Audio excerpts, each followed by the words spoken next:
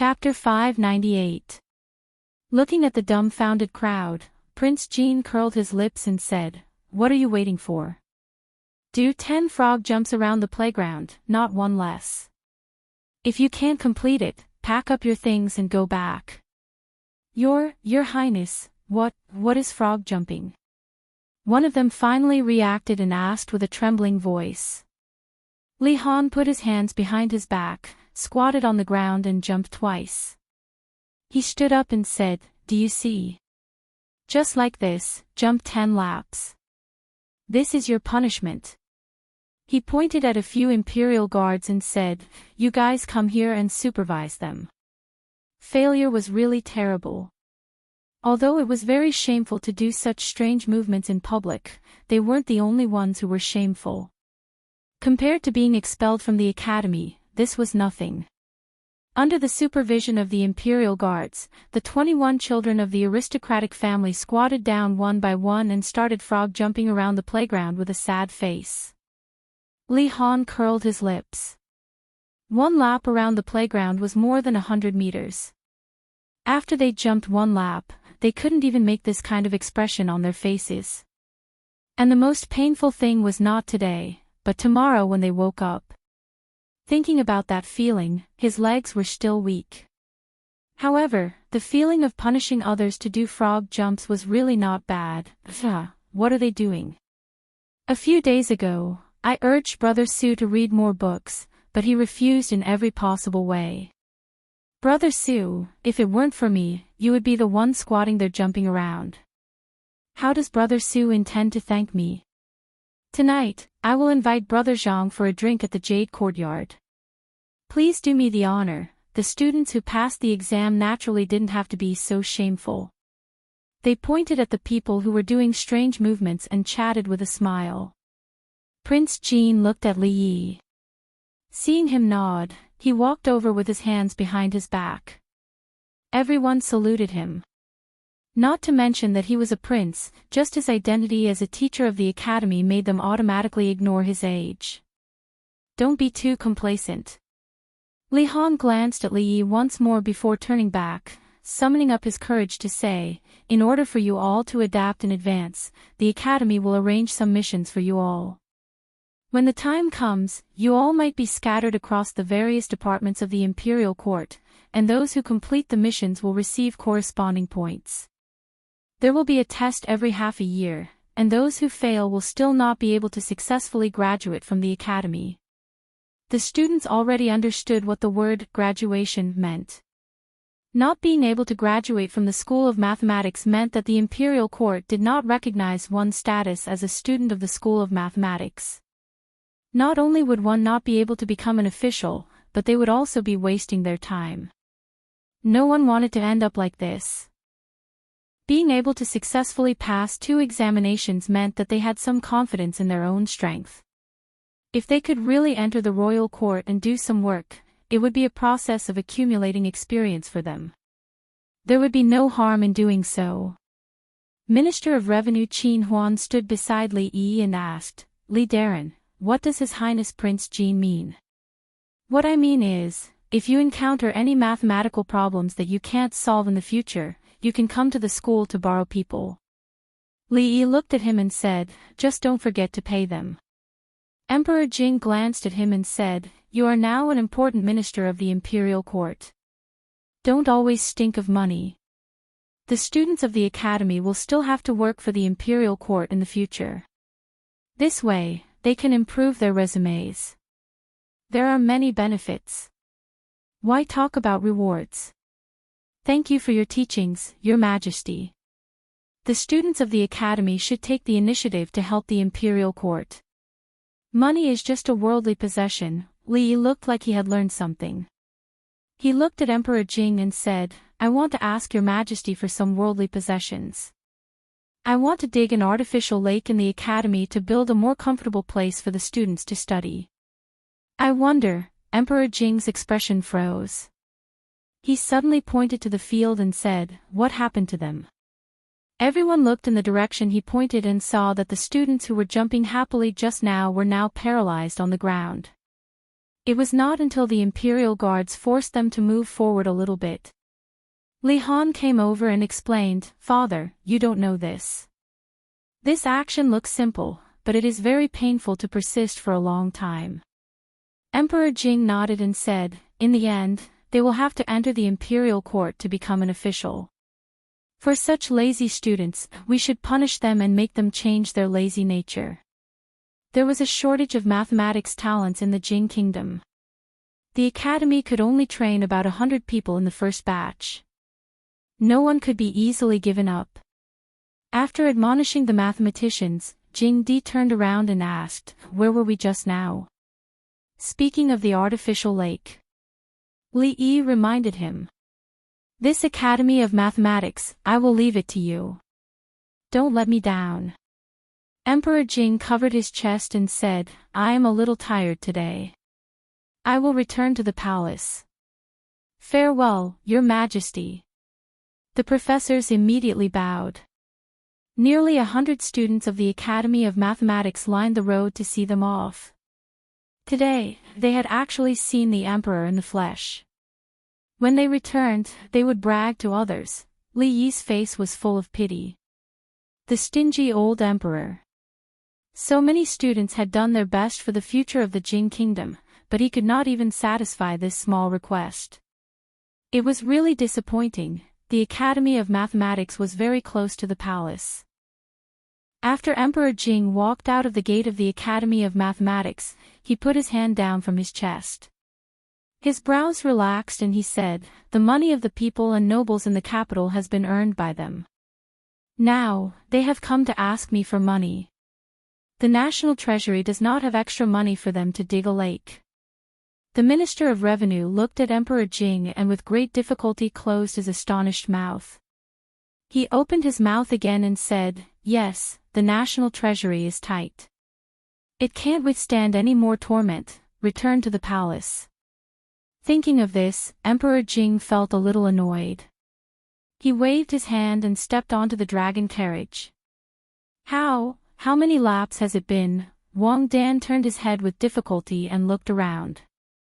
Seeing that there were figures crawling with difficulty in front and behind him, he asked weakly. It was only the beginning of February, and it was chilly in spring. His clothes were all soaked in sweat, and his legs were heavy as if they were tied to 2 mountains. Even taking a step forward was very difficult. "There are still 5 laps, an imperial guard behind him said expressionlessly. Thump. Hearing that there were still 5 laps to climb, a sliver of despair rose to Wang Dan's face. The last bit of strength in his body also disappeared. His vision darkened and he fell to the ground. A few steps behind him, the youth surnamed Xing saw Wang Dan fall and also stopped crawling. His entire body lay on the ground and did not move anymore. "Take them to the dormitory." Li Yi waved his hand. It was already difficult for them to run 10 laps around the 400-meter track, let alone frog jump. Even the palace guards did not have the ability to do this. Rolling and crawling to last 5 laps was already beyond his expectations. In the academy, there were almost no problems for poor students. No one would not cherish this kind of opportunity to reach the sky in one step. Some of the sons of officials and aristocratic families still needed more training. This was a show of strength. He believed that after today, it would be much easier to lead the troops under him. The bodies of the scholars were thin and weak. In the end, no one could last 10 laps before they were carried away by the imperial guards one by one. If I had known earlier, I would have read more books. Otherwise, I wouldn't have gotten such a low score. Yeah, fortunately. Fortunately, he was just scaring us. The 2 young men looked at each other and could see the joy in each other's eyes. Although they had passed the previous exam, they thought that it was safe to enter the Academy of Mathematics. After they returned, they did not even look at the so-called new mathematics textbook. Today's exam paper was like a book from heaven. They scored 1 or even 2 digits lower than the others. It could be said that they stood out from the crowd and earned everyone's attention. A figure walked over from afar. The two of them looked at him and hurriedly got up. "Greetings, Your Highness, Prince Jin." Li Han looked at them and asked, "You are Qin Zhong and Qin Hao?" Chapter 599. The Imperial College was the highest educational institution in the Jin Kingdom. The students there were all elites from all over the country, and they were very serious about learning. Today was the first official day of classes. However, the professors from the Imperial College were surprised to find that the students of the Imperial College were very serious and hardworking. They could tell from their attitude in class that they were even better than the students from the Imperial College. Part of the reason was that the academy did not give face to Prime Minister Qin and Minister Qin, making the two children of officials pack up and go home on the first day. The uniformed screams when they went down the stairs should also be one of the reasons. But the most important reason should be that the students restrained themselves, treated learning seriously and diligently. Ding, the bell rang, signaling the end of the morning class. "All right, that's all for the morning class. Remember to clean the blackboard." A teacher put down the chalk and walked out of the classroom. Although he had practiced it countless times, he still wasn't used to using the chalk in his hands. However, it had to be said that the chalk made by County Uncle Lee was indeed convenient to use, even though there was no order to it. He flicked the chalk dust off his fingers and washed his hands with water outside before walking unhurriedly in the direction of the dining hall. He had already thought of the main course for lunch. It would be braised beef noodles with 2 extra eggs. It was free for lunch, which was the subsidy given by the Imperial Court to the teachers of the Imperial College. It was illegal to slaughter cattle without permission, so beef couldn't be eaten often. Thus, he decided to eat 2 bowls of noodles with 4 eggs today. "Sheng Yin, you, help me clean the blackboard," Wang Dan said weakly as she lay on the table in the classroom. "I don't have the strength." As soon as he finished speaking, another feeble voice came from beside him. Wang Dan covered her stomach that had been growling for a long time and said, "When are we going to eat?" Sheng Yin shook his head and said, "There are 10 steps to the dining hall." "I'm not going." Wang Dan lived on the 2nd floor of the dormitory.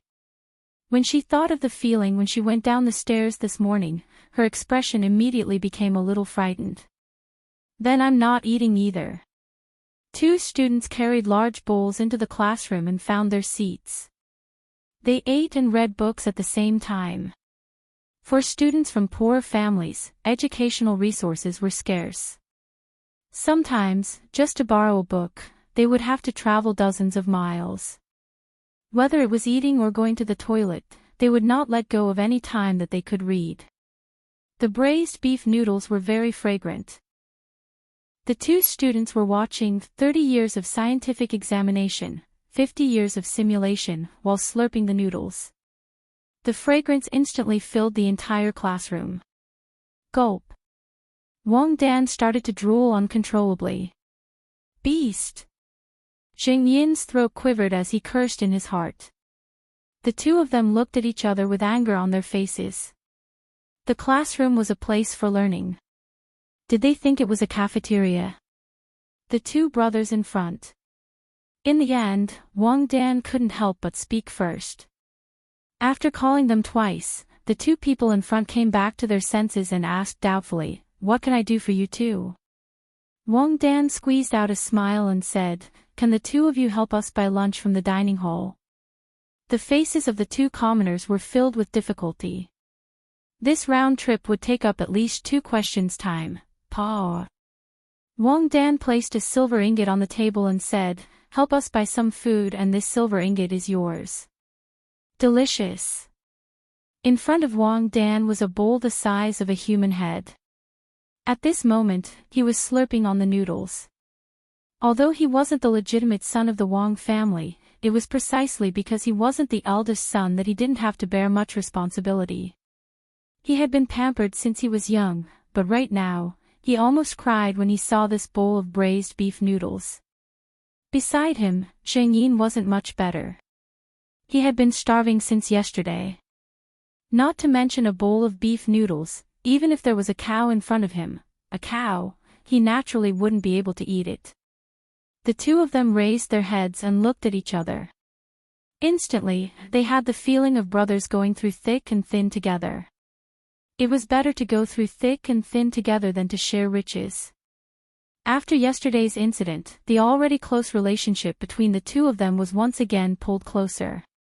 Good brother. Wang Dan took a piece of beef from his bowl and passed it to him. His arms stiffened in midair. He raised his head and asked, "Why is there so much more beef in your bowl than mine?" "Hello, Dean." In the courtyard, the young man bowed respectfully to Li Yi, his face full of awe. Wang Yong patted his brother's shoulder and said to Li Yi with a smile, "This child has been mischievous since he was young. He has caused trouble for Dean Li. It's no trouble at all. This child is very obedient." Li Yi smiled and patted his brother's head. Wang Yong pointed in a certain direction and said to Wang Dan, "Go over there and wait for a while. I have something to say to Dean Li." The young man nodded obediently.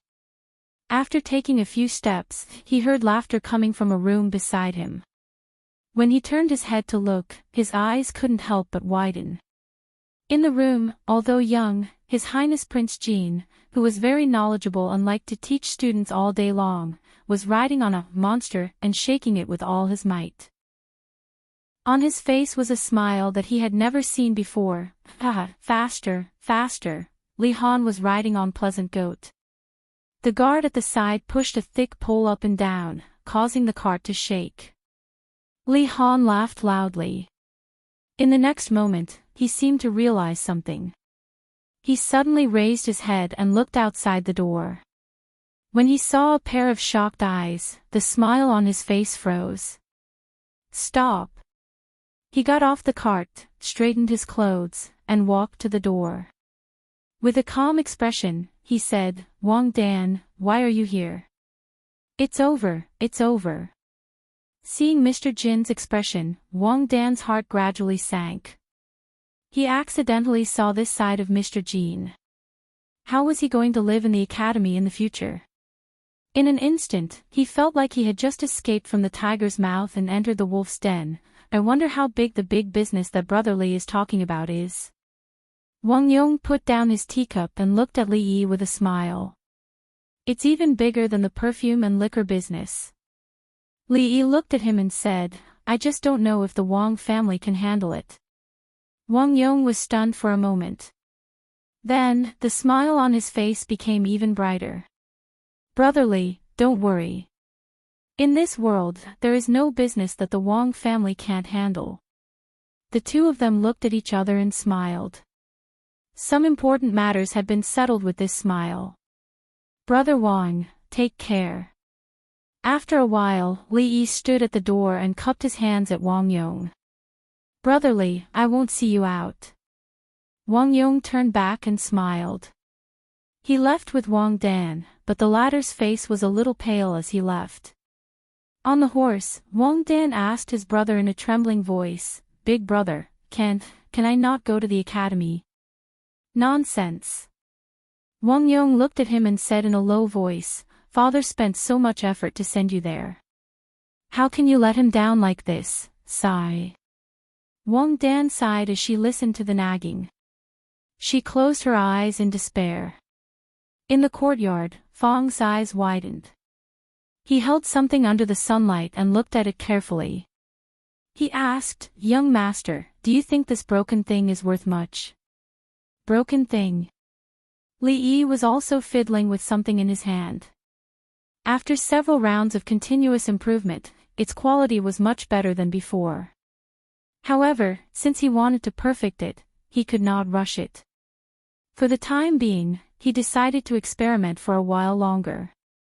If he made some slight improvements, the price would not be as simple as doubling. When he heard old Fang's words, he tossed the item over and asked, "How much do you think this little thing is worth?" "It only costs a few copper coins." "How much can it be worth?"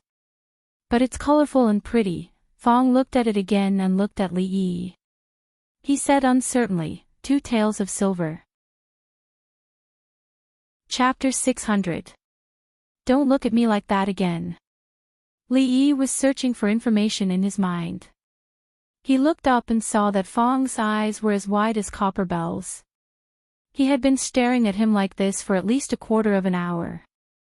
Ever since he knew that these pieces of junk could realize his dream of having a beautiful wife, a beautiful concubine, and a big house, he had been staring at him like this.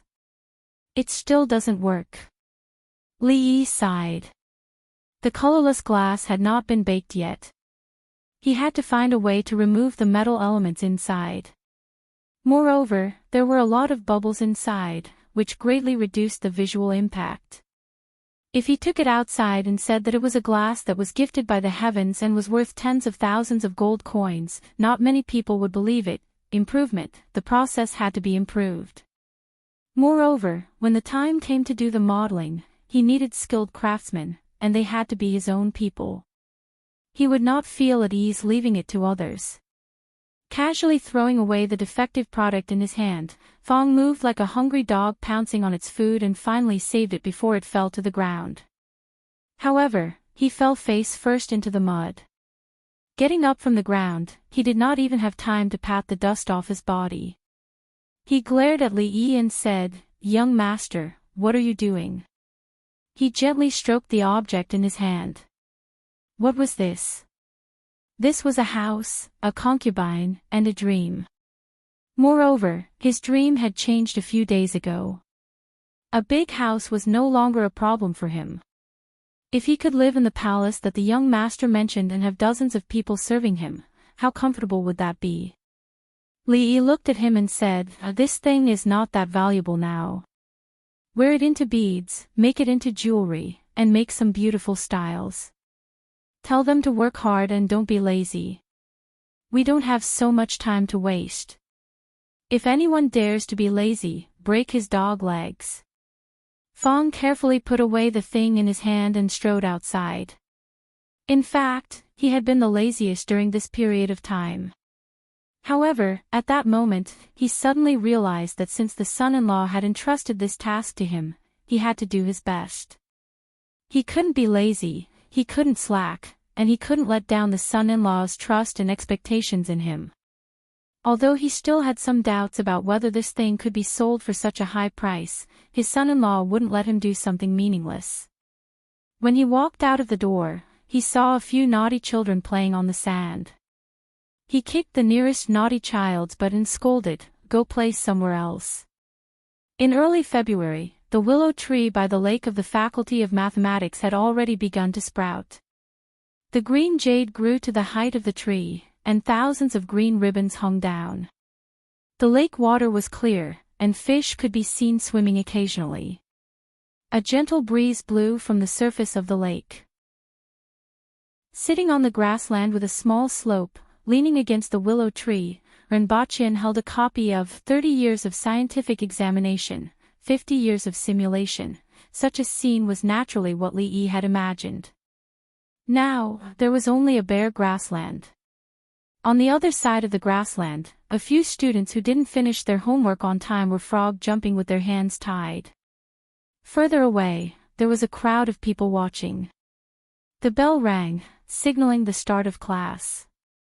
The crowd dispersed and walked quickly to the classroom. Li Han's plump body stood at the door of a classroom. The students who passed by him would greet him respectfully, "Good day, sir." He had a book under his arm. When the bell rang for the second time, he slowly stepped into the classroom. Compared to a few days ago, he was more mature and steady now. He never pretended to be polite in front of the students.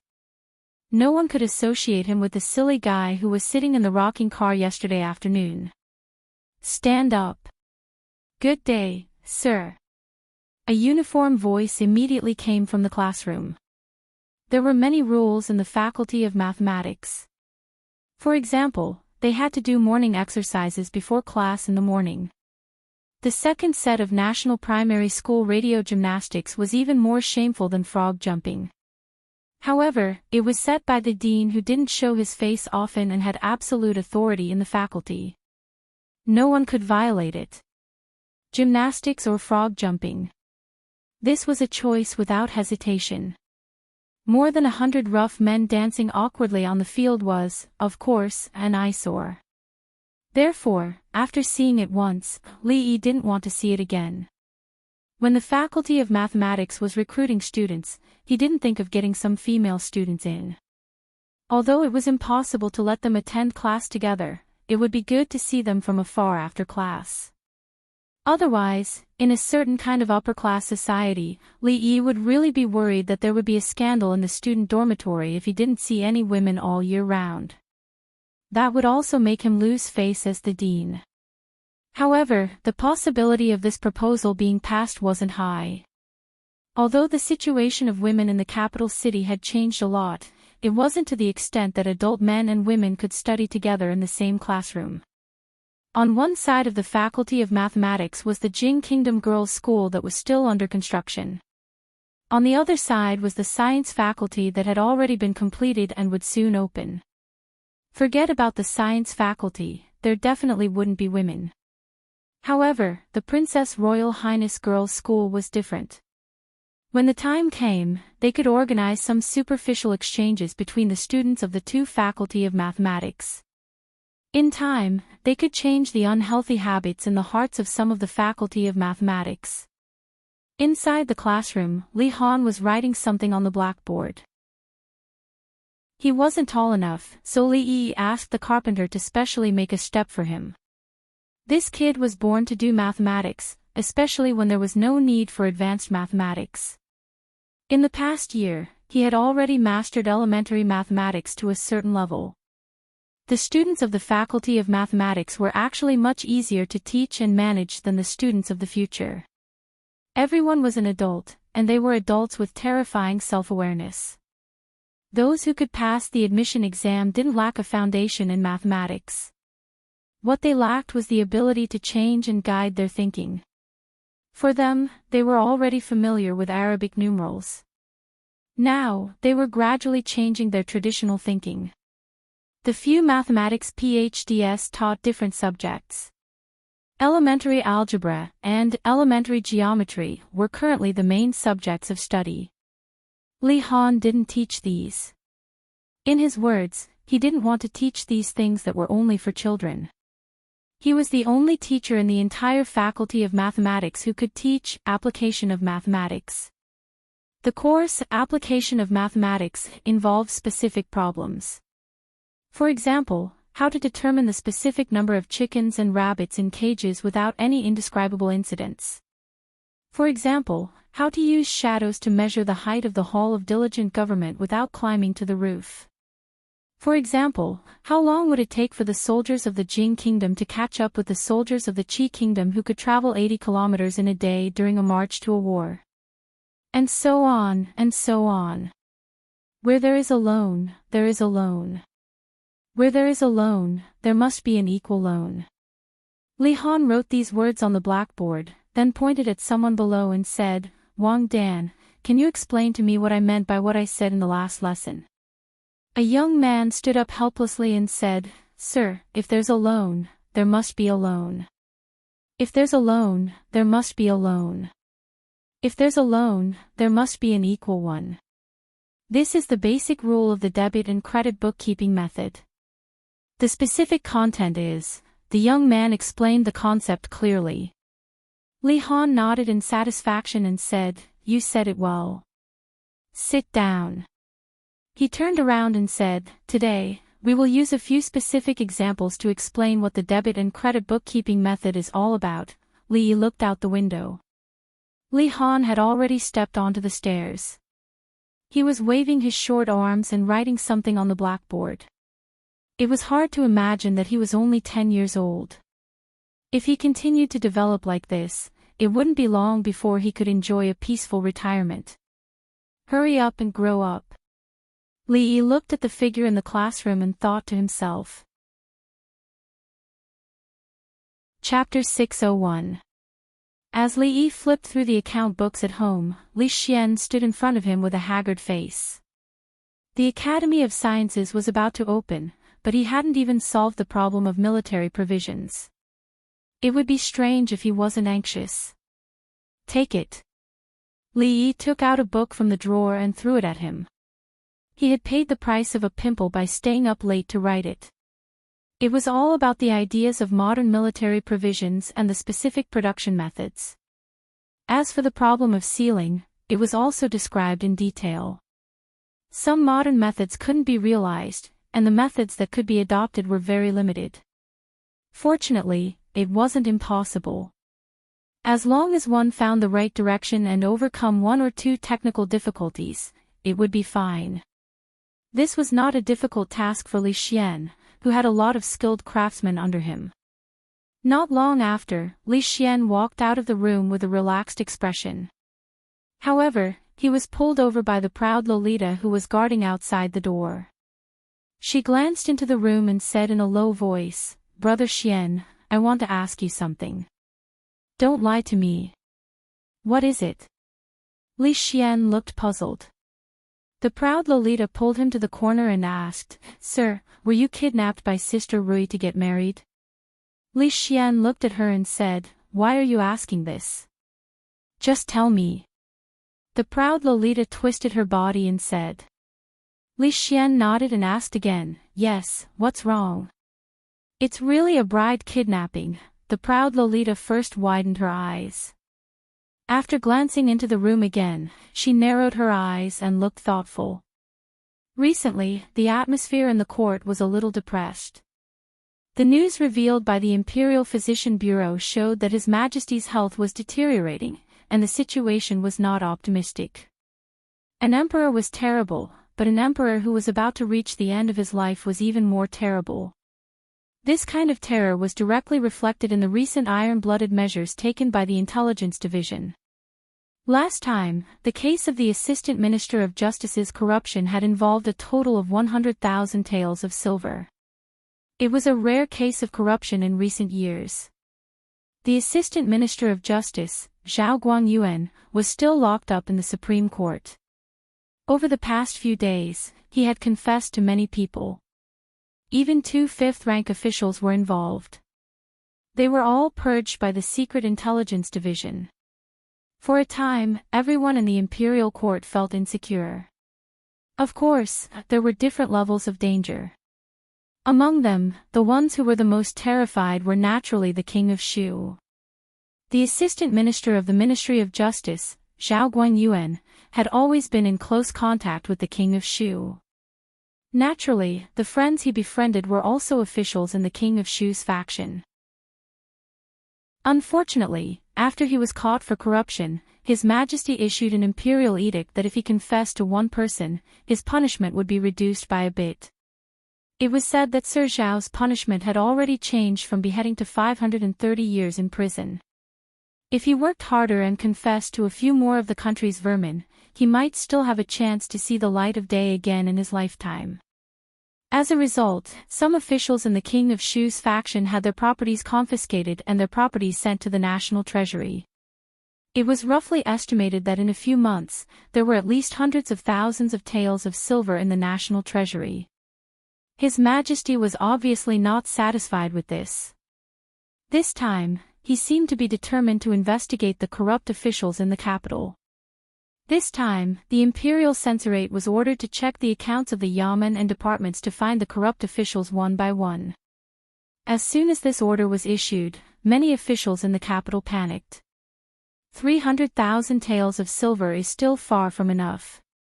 Jing Di drank a mouthful of snow pear soup and said with a frown. The Minister of Revenue, Qin Huan, sighed and said, just like the Assistant Minister of the Ministry of Justice, Zhao Guangyuan, who embezzled 100,000 taels of silver but did not dare to spend a penny. This is the only example. The few people he confessed had already squandered all the money they had embezzled. The remaining figures are just the figures obtained after calculating their properties when the Secret Intelligence Unit was ordered to confiscate their properties. Father, the accounts of the inner mansion have been verified. Sitting on the side, Li Han, who had been lowering his head and fiddling with the abacus, suddenly put down the abacus and stretched. So fast? Jing Di asked in surprise. Li Han smiled embarrassedly and fiddled with the abacus. He said, "Sir's abacus is easy to use. The accounts of the inner mansion are clear. It doesn't take much effort." Jing Di nodded. The inner mansion was the department that managed the expenses of the palace and the royal family. Under his supervision, it was indeed unlikely that there would be any big mistakes. Previously, when they checked the accounts, the three of them needed at least 5 days to finish checking all the accounts. However, from the time Han started fiddling with the abacus, it had only been less than 4 hours, right? He wanted to ask a few more questions, but a eunuch outside the door reported that Deputy Minister Ma of the Imperial Censor was asking for an audience. The Imperial Censor had just received his order yesterday to check the accounts of all the yamens in the capital. Deputy Minister Ma must have come for this matter. Jing Di waved his hand and said, "Enter." Deputy Minister Ma walked in from outside. He first bowed to Jing Di and then said, "The Imperial Censor has been ordered by His Majesty to check the accounts of all the yamens in the capital. However, the Imperial Censor's attainments in mathematics are not high. In order to complete His Majesty's task as soon as possible, I would like to ask His Majesty for an edict to borrow a few students from the arithmetic school to assist the Imperial Censor in checking the accounts." A certain headmaster had once said that if the imperial court needed the help of the students of the School of Mathematics, they could just speak up. Things like auditing accounts should be left to those who specialized in mathematics. As for the imperial censorate, it was enough for them to act as a supervisor. Approved. Jing Di glanced to his side and said, "Han, you can choose some students from the arithmetic school to assist the imperial censor." Li Han raised his head and said, "Father, the students of the arithmetic school have to go out for an internship to help the court and earn credits. It must be signed by the director himself." Hearing this, Jing Di waved his hand at Deputy Minister Ma and said, "In that case, you can go find Li Yi yourself." Deputy Minister Ma could only helplessly retreat after hearing this. The reason why he came to see His Majesty first was that he was worried that County Uncle Li would ask for an exorbitant price and ask for a huge reward from them. The imperial censor was a well-paid yeoman. The imperial censors were all poor. How could they have any reward to pay them? He sighed. Since His Majesty said so, he could only try his luck first. Borrow people. After listening to Deputy Minister Ma in front of him, Li Yi nodded and said, "How many people do you want?" Deputy Minister Ma looked at him and asked tentatively, "Director Li, how should we calculate the reward for the students?" Li Yi waved his hand and said, "They have the opportunity to contribute to the court. That is their duty. There is no need to talk about rewards." Deputy Minister Ma was stunned for a moment. When he looked at Li Yi again, he immediately felt a deep sense of guilt. County Uncle Li was a real gentleman. He had guessed him before. He really gauged the heart of a gentleman with his own mean measure. He shouldn't have. "I only need 10 people."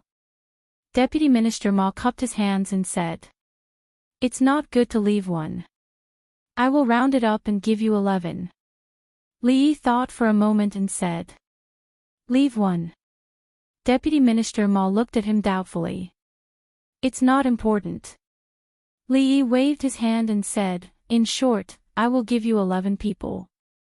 Deputy Minister Ma gave 11 people. Deputy Minister Ma felt even more guilty. He looked ashamed and cupped his hands and said, "Thank you, Director Li. I will definitely put in a good word for Director Li in front of His Majesty." Deputy Minister Ma, "You are too polite." Li Yi smiled and said, "It's what we should do to earn your salary and share your worries." Chapter 602. There was something wrong with Fong the past few days. He always looked a little too excited. Li Yi noticed that his eyes were shining when he looked at the pile of sand at the entrance. Something was wrong with the arrogant Lolita too. Li Yi noticed that her eyes were shining when she looked at him. Fong's illness was incurable. He probably thought that money was floating in the sky. As for the arrogant Lolita, it was hard to guess what a girl was thinking. Li Yi didn't want to guess. At least for now, she hadn't made any further moves. He had to teach Li Han how to use the debit and credit bookkeeping method. After all, this was the first internship for the students of the School of Mathematics. They had to make some achievements so that they wouldn't be looked down upon by the imperial court.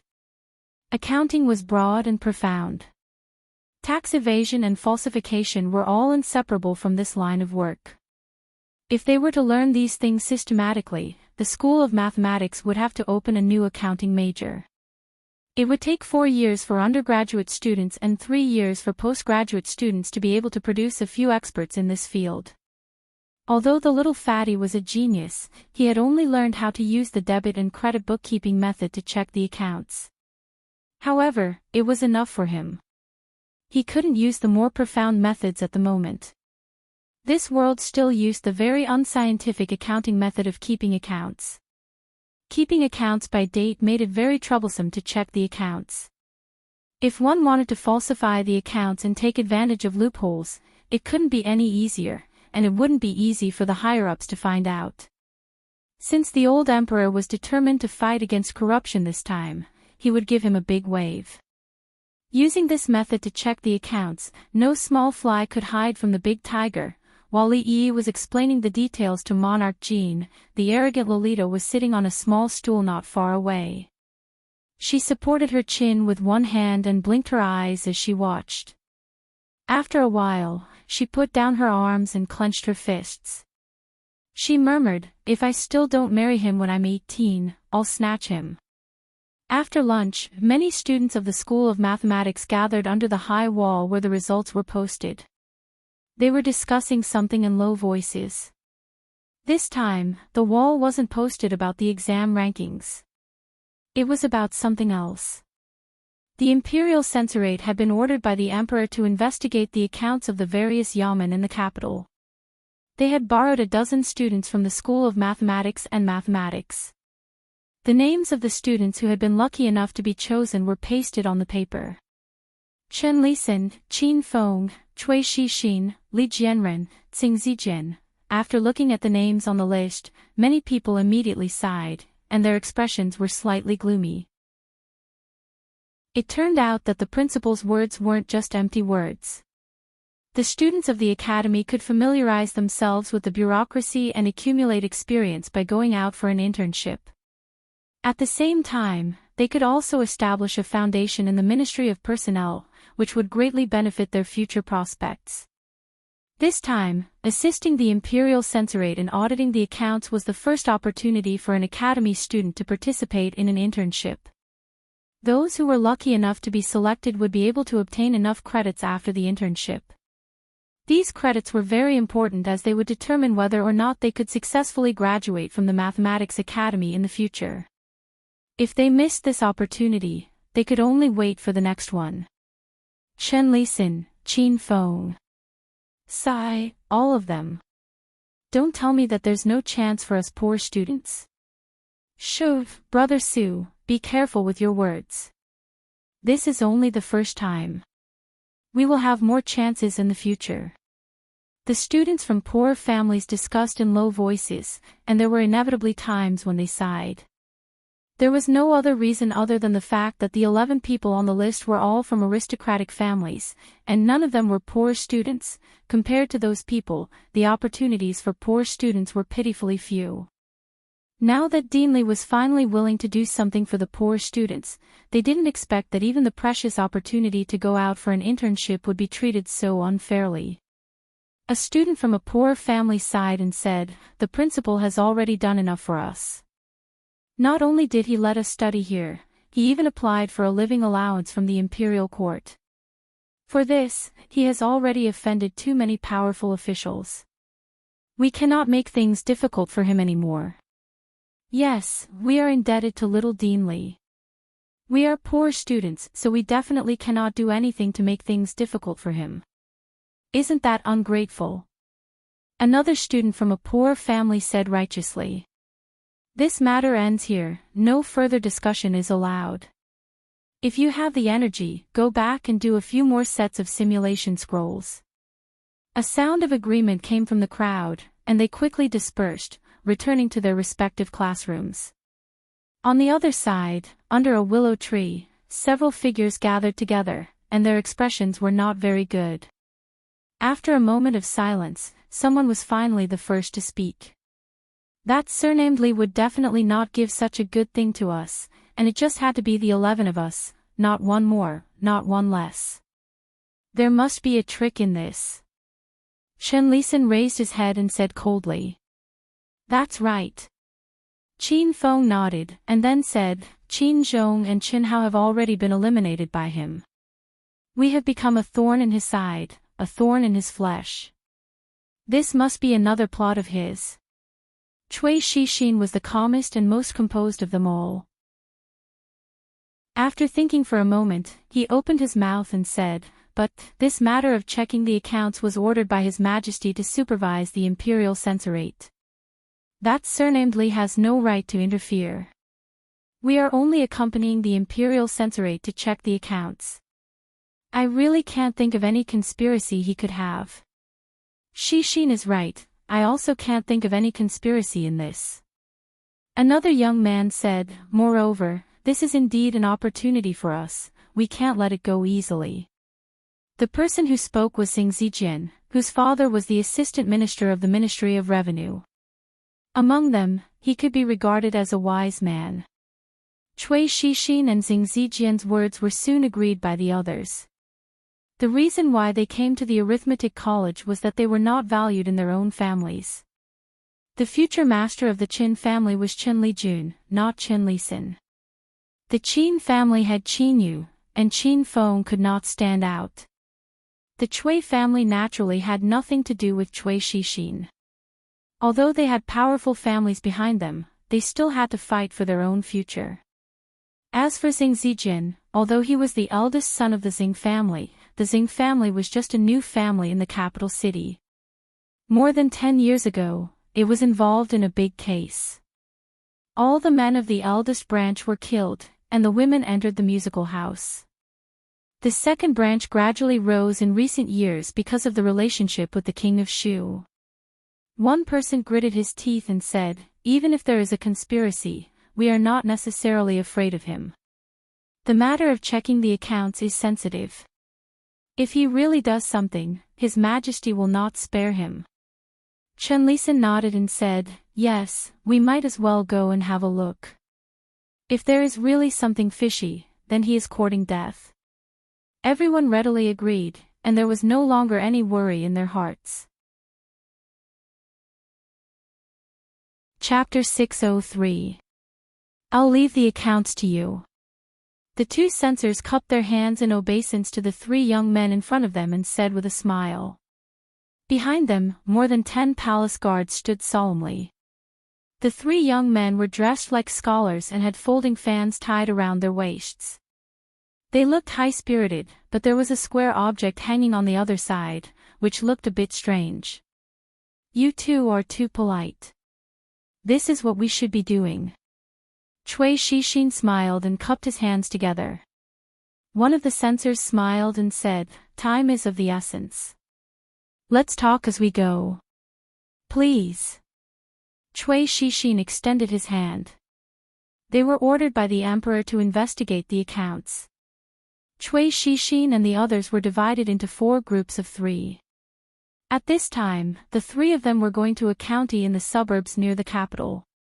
Although there were 2 imperial censors in charge of this trip, the status of these 3 people was not ordinary. The 2 imperial censors did not dare to put on airs. Moreover, the deputy prime minister had already instructed them to show sufficient respect to the students of the Calculation Academy. Chen County was a small county less than 50 miles away from the capital. It was neither too close nor too far away. Although it wasn't as rich as Jing County, it was still near the capital.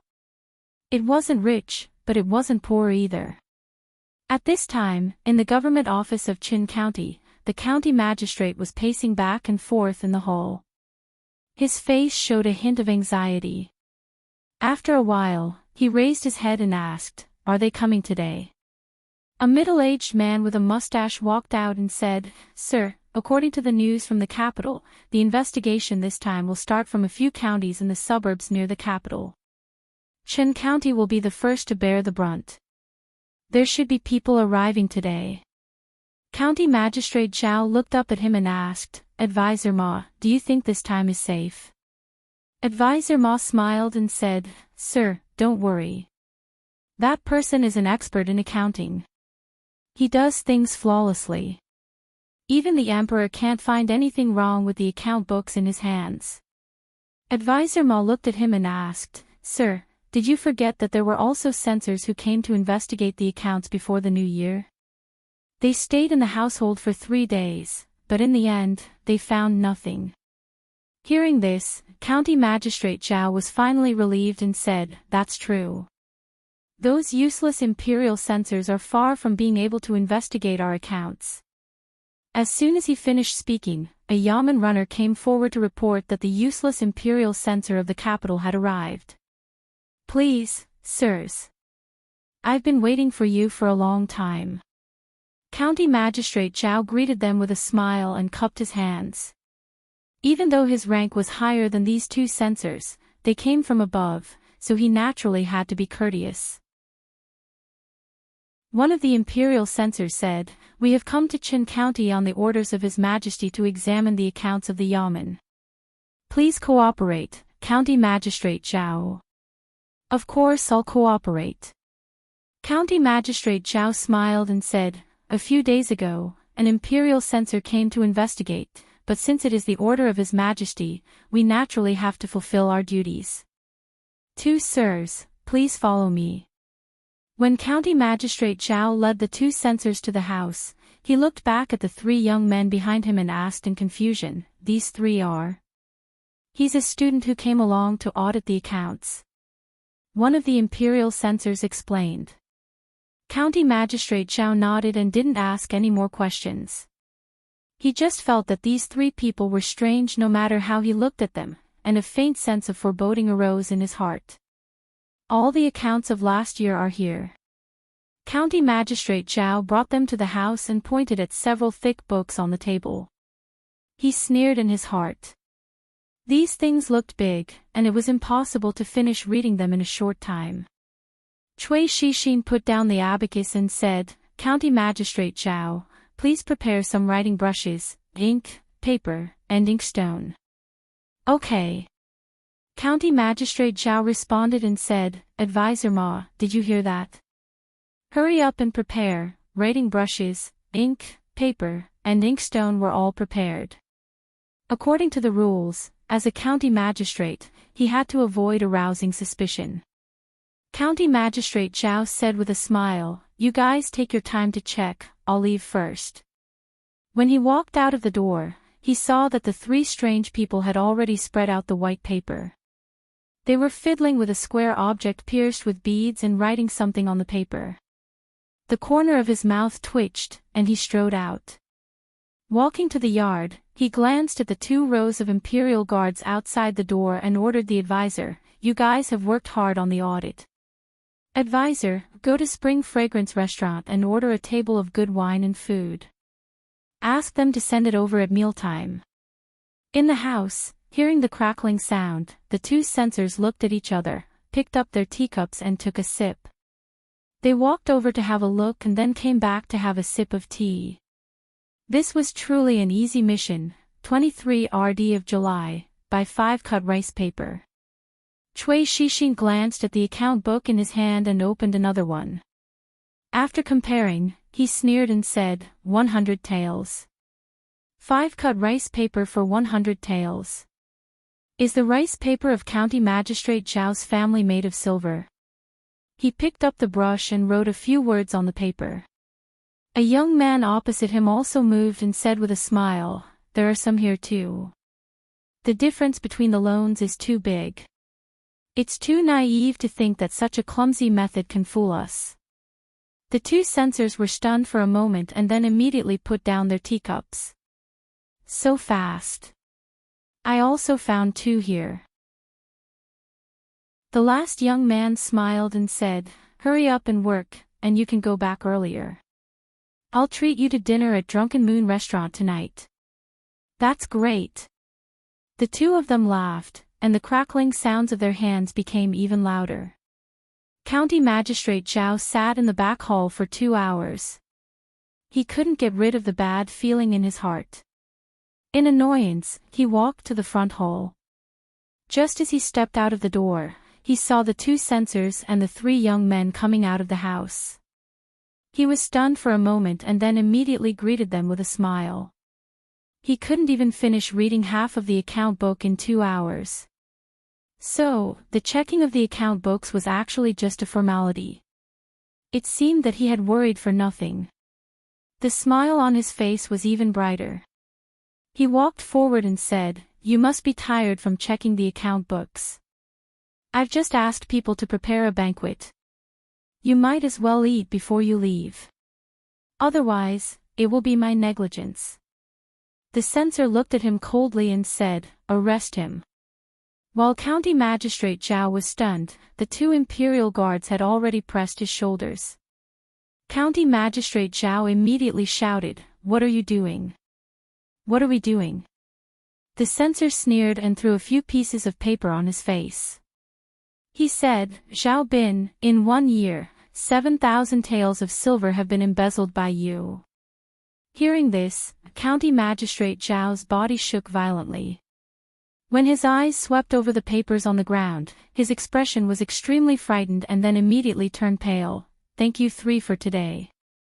A censor cupped his hands to Cui Shixin and the other 2 and said, "When we return to the capital, we will definitely ask for your merit in front of His Majesty." "Thank you very much, Your Excellencies." Cui Shixin smiled and cupped his hands. A trace of a smile also appeared on the faces of the 2 behind him. That Li Yi really didn't have any conspiracy and gave them such a great merit for nothing. Could it be that he was showing goodwill to them and His Highness, the King of Shu? Dream on. Fong was really possessed. He thought that he could throw mountains of gold and silver at him one by one just because he had mastered the method of turning sand into colored glass. He didn't know that the rarer something was, the less valuable it was. If there were too many of them, they wouldn't be valuable anymore. He could only take advantage of the beginning to make a huge profit, mercilessly smashed Fong's dream. When he turned around, he saw the proud Lolita sitting at the door and looking at him. Li Yi walked over and looked at her. He asked, "Why do you keep looking at me these days? How do you know that I'm looking at you if you don't look at me?" The proud Lolita glanced at him and hummed a little tune, leaving him with an extremely cool back view. Li Yi stared blankly in a certain direction until her figure disappeared. Then he slowly withdrew his gaze. Could it be that the age of 12 was the dividing line between a Lolita and a young girl? The proud Lolita who had just turned 12 seemed to be becoming more and more feminine. Chapter 604. The county magistrate of Qin County had embezzled nearly 10,000 taels of silver in 1 year. He was caught red-handed by the imperial guards and escorted to the capital. Wang County. One of the imperial censors cupped his hands in salute to the county magistrate and smiled. "Magistrate Cui is an honest and upright official. You are truly a role model for our officials. These accounts are clear and there are no problems. It is my duty." "You flatter me." Magistrate Cui smiled. "We still have duties to perform and will not stay here any longer. Farewell." The censor said to the county magistrate and turned to the 3 young men behind him. "Let's go. I will see you out." County Magistrate Cui escorted those people to the door. When the 2 censors turned around, he nodded to one of the young men in an unnoticeable manner. "Qinghe County. 3,000 taels of silver in half a year. Magistrate Wei, you are very capable."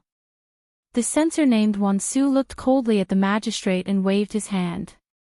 "Arrest him." They had just checked the accounts of Qinghe County and found that there was a deficit of 3,000 taels of silver. The accounts involved were all handled by this magistrate. According to the emperor's decree, anyone who embezzled more than 1,000 taels of silver could be arrested on the spot and escorted to the capital. Magistrate Wei was pressed on the shoulders by 2 imperial guards. He looked at a young man behind him and said loudly, "I recognize you. Xing family. You are from the Xing family. Didn't I reject your offer? How dare you frame me like this? I will definitely seek justice from the emperor. Take him away." Wan Su snorted. The students from the Abacus Academy had been ordered by the emperor to help them check the accounts. In reality, they were no longer helping. Without them, the mission would not have gone so smoothly. The deficit accounts were clearly displayed. No matter what personal grudges they had, corruption was corruption and there was no way to argue against it. Courting death. Seeing Magistrate Wei being escorted away, Xing Zijian's mouth twitched. He held the abacus in one hand and followed the others out of the county government. Within a day, 3 officials were escorted to the capital for corruption. The officials in the counties near the capital were in a state of panic.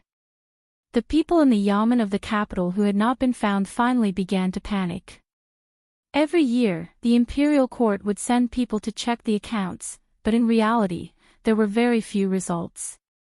How could those who had the guts to make a fuss about the accounts be found out so easily? However, this time, His Majesty seemed to be serious. He asked the students of the Divination Academy to help him check the accounts. The imperial court had not been able to find anything for many years.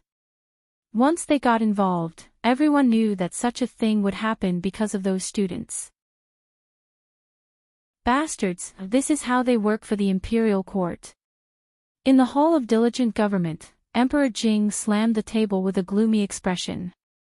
In just one day, he had uncovered a case that involved tens of thousands of taels of silver. The national treasury was in a tight spot, and in recent days, he had been meticulously calculating every single coin he had. However, he did not expect that these officials would be so daring in corruption. If even the capital was like this, then what would the situation be like in even more remote places? Where did all the funds allocated by the imperial court go? How many people falsified the annual tax accounts in various places? Your Majesty, please take care of your body. Don't get angry. Changde stood behind him and pressed one hand on Emperor Jing's back as he spoke slowly. At this moment, Prime Minister Qin stood up and bowed. Your Majesty, in this old minister's opinion, the matter of checking the accounts can no longer be done. Check. Why can't we check it? Emperor Jing slammed the table and said coldly, I want to see how many more vermin like them are in front of me. Prime Minister Qin looked up, sighed, and silently returned to his original position. It was necessary to check the accounts. Every year, the imperial court sent imperial censors to check everywhere. They would always catch some vermin, which was also a kind of deterrence for other officials. However, it was said that officials should be honest and clean, but how many of them could really live up to these words? He had already understood the method of checking the accounts of the students of the academy. In this way, almost all the officials' accounts would be exposed in broad daylight. How much of a shock would this cause to the entire imperial court and the whole world? If they really did as His Majesty said and thoroughly checked, I'm afraid, the country would no longer be a country. Emperor Jing looked down at the dozen people below and asked, Dear ministers, what else do you want to say? No one, including the 2 prime ministers and the 6 ministers, answered. They were all old foxes in the officialdom. This time, His Majesty was clearly determined to eliminate a group of people. If they raised objections at this time, didn't it mean that they had a guilty conscience? Moreover, during this period of time, His Majesty's actions had become more and more resolute. He was autocratic and even refused to listen to advice. Even if most of the edicts were for the Jing kingdom and the world, his methods were still too tough. If it was not handled well, the entire imperial court would be shaken. In the academy, Chen Lisan, Cui Shixin, and the others had just returned. They all looked happy and high-spirited. Our luck is really bad. Why are you the only ones who found out? Li Jianren looked a little depressed and said with a sigh. The other 3 groups all had gains today. Only they did not find any big mistakes in the accounts, so they returned empty-handed. Cui Shixin smiled and said, "It's okay. I'm afraid it will take a long time to check the accounts. Your luck won't always be so bad." At this time, Tsing Zijin suddenly looked at Cui Shixin and asked, "The county magistrate of Wang County?" Cui Shixin looked at him and said, "He's an uncle in the family." They looked at each other and smiled. They both understood something from each other's eyes. This time, we can finally hold our heads high. Chen Lisan smiled and couldn't help but show a proud expression on his face. Before today, they did not even think that they would have such a big harvest from the accounts. Those imperial censors were all decorations. As long as they did not make it too obvious, this was completely a feast for them. When he thought about the faces of those people at home, he couldn't help but feel extremely happy. The other students of the academy looked at them with envious expressions as they walked past them. They had already heard about what happened today. In terms of ability, they far surpassed these people, but they had no chance. They could only watch as the credit fell on their heads, the Qin family. In a certain room, a woman said with a worried expression, "I wonder how Feng is doing. He hasn't been home for a few days. How is he going to take care of himself?" The middle-aged man sitting at the table said, "Madam, don't worry. He is no longer a child.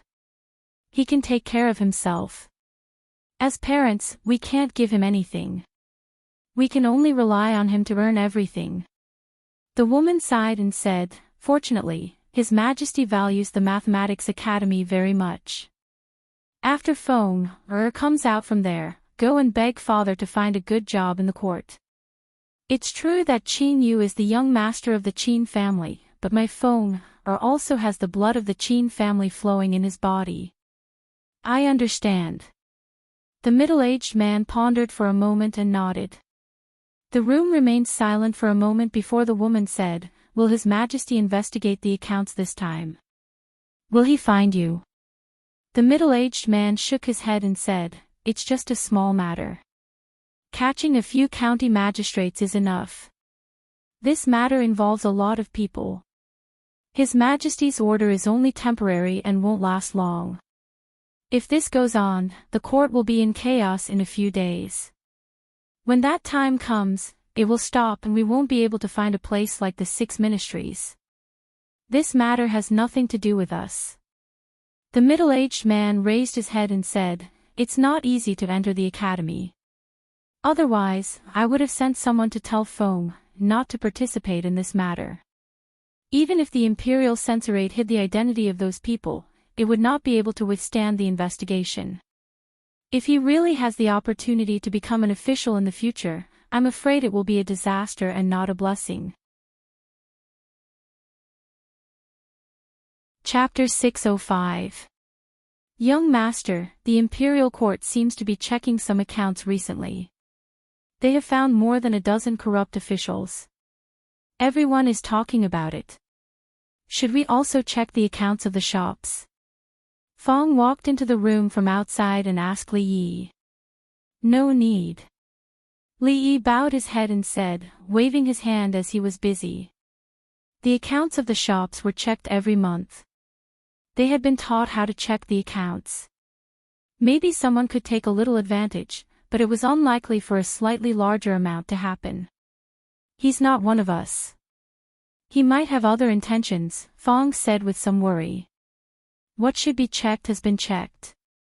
Nothing can be found even if you check again. Instead, it will make others think more, which will do more harm than good." Li Yi looked up and said, "If it were you, would you be willing to be checked all day?" "Okay then." Feng thought about it and felt that it made some sense. He was also uncomfortable to be suspected by his wife for hiding money all day long. "If you are really greedy and someone comes to check you, what will you do?" Feng glanced at Li Yi and said, "Young master, I don't hide money. You can't say that. I didn't say that you hid money to buy jewelry for Xiaohong. Li waved his hand and said, I mean, if you are a shopkeeper of a shop and someone comes to check you because you are greedy, what will you do? That depends on how much I am greedy. Fong thought about it and said. Thousands of taels. Thousands of taels. Fong curled his lips and said, can thousands of taels be called greedy? He almost forgot that this guy's current net worth couldn't be measured by common sense. He asked again, hundreds of thousands of taels. Hundreds of thousands of taels. Fong looked at Li Yi and suddenly laughed. If hundreds of thousands of taels are found out, won't it be fatal? If it were me. A sinister smile appeared on Fong's face. He slowly raised a hand and made a gesture of cutting his neck.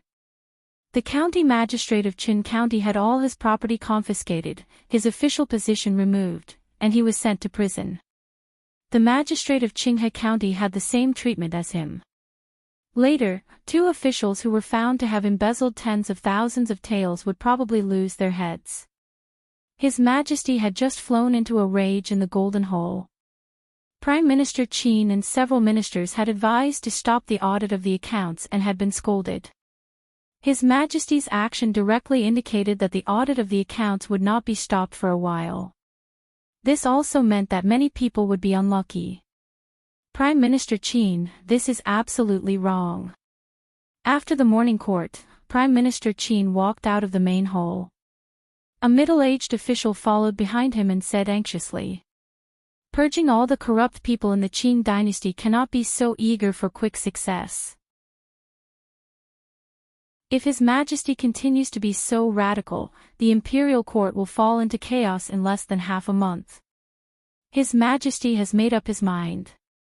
No one can persuade him. To be careful, the minister said. Prime Minister Qin, Master. Seeing Prime Minister Qin leave, the middle-aged official's face flashed with a trace of undetectable gloom. He walked out of the palace gate, got on a carriage, and said in a low voice, investigate. A sound came from outside the carriage. Someone was walking away. Who is it? Find them immediately. We can't let them investigate any further. Send people to Qin County, Wang County, and Qinghe County to inquire, find a way to make them stop. If necessary, don't hesitate to. The same gloomy voice sounded in some parts of the capital. The Imperial College was different from the Imperial College. It implemented a semi-closed management. There were 5 days of classes and 2 days of rest. During these 5 days, no student was allowed to leave the college unless there was a mission. Today was the day of rest that they had been waiting for.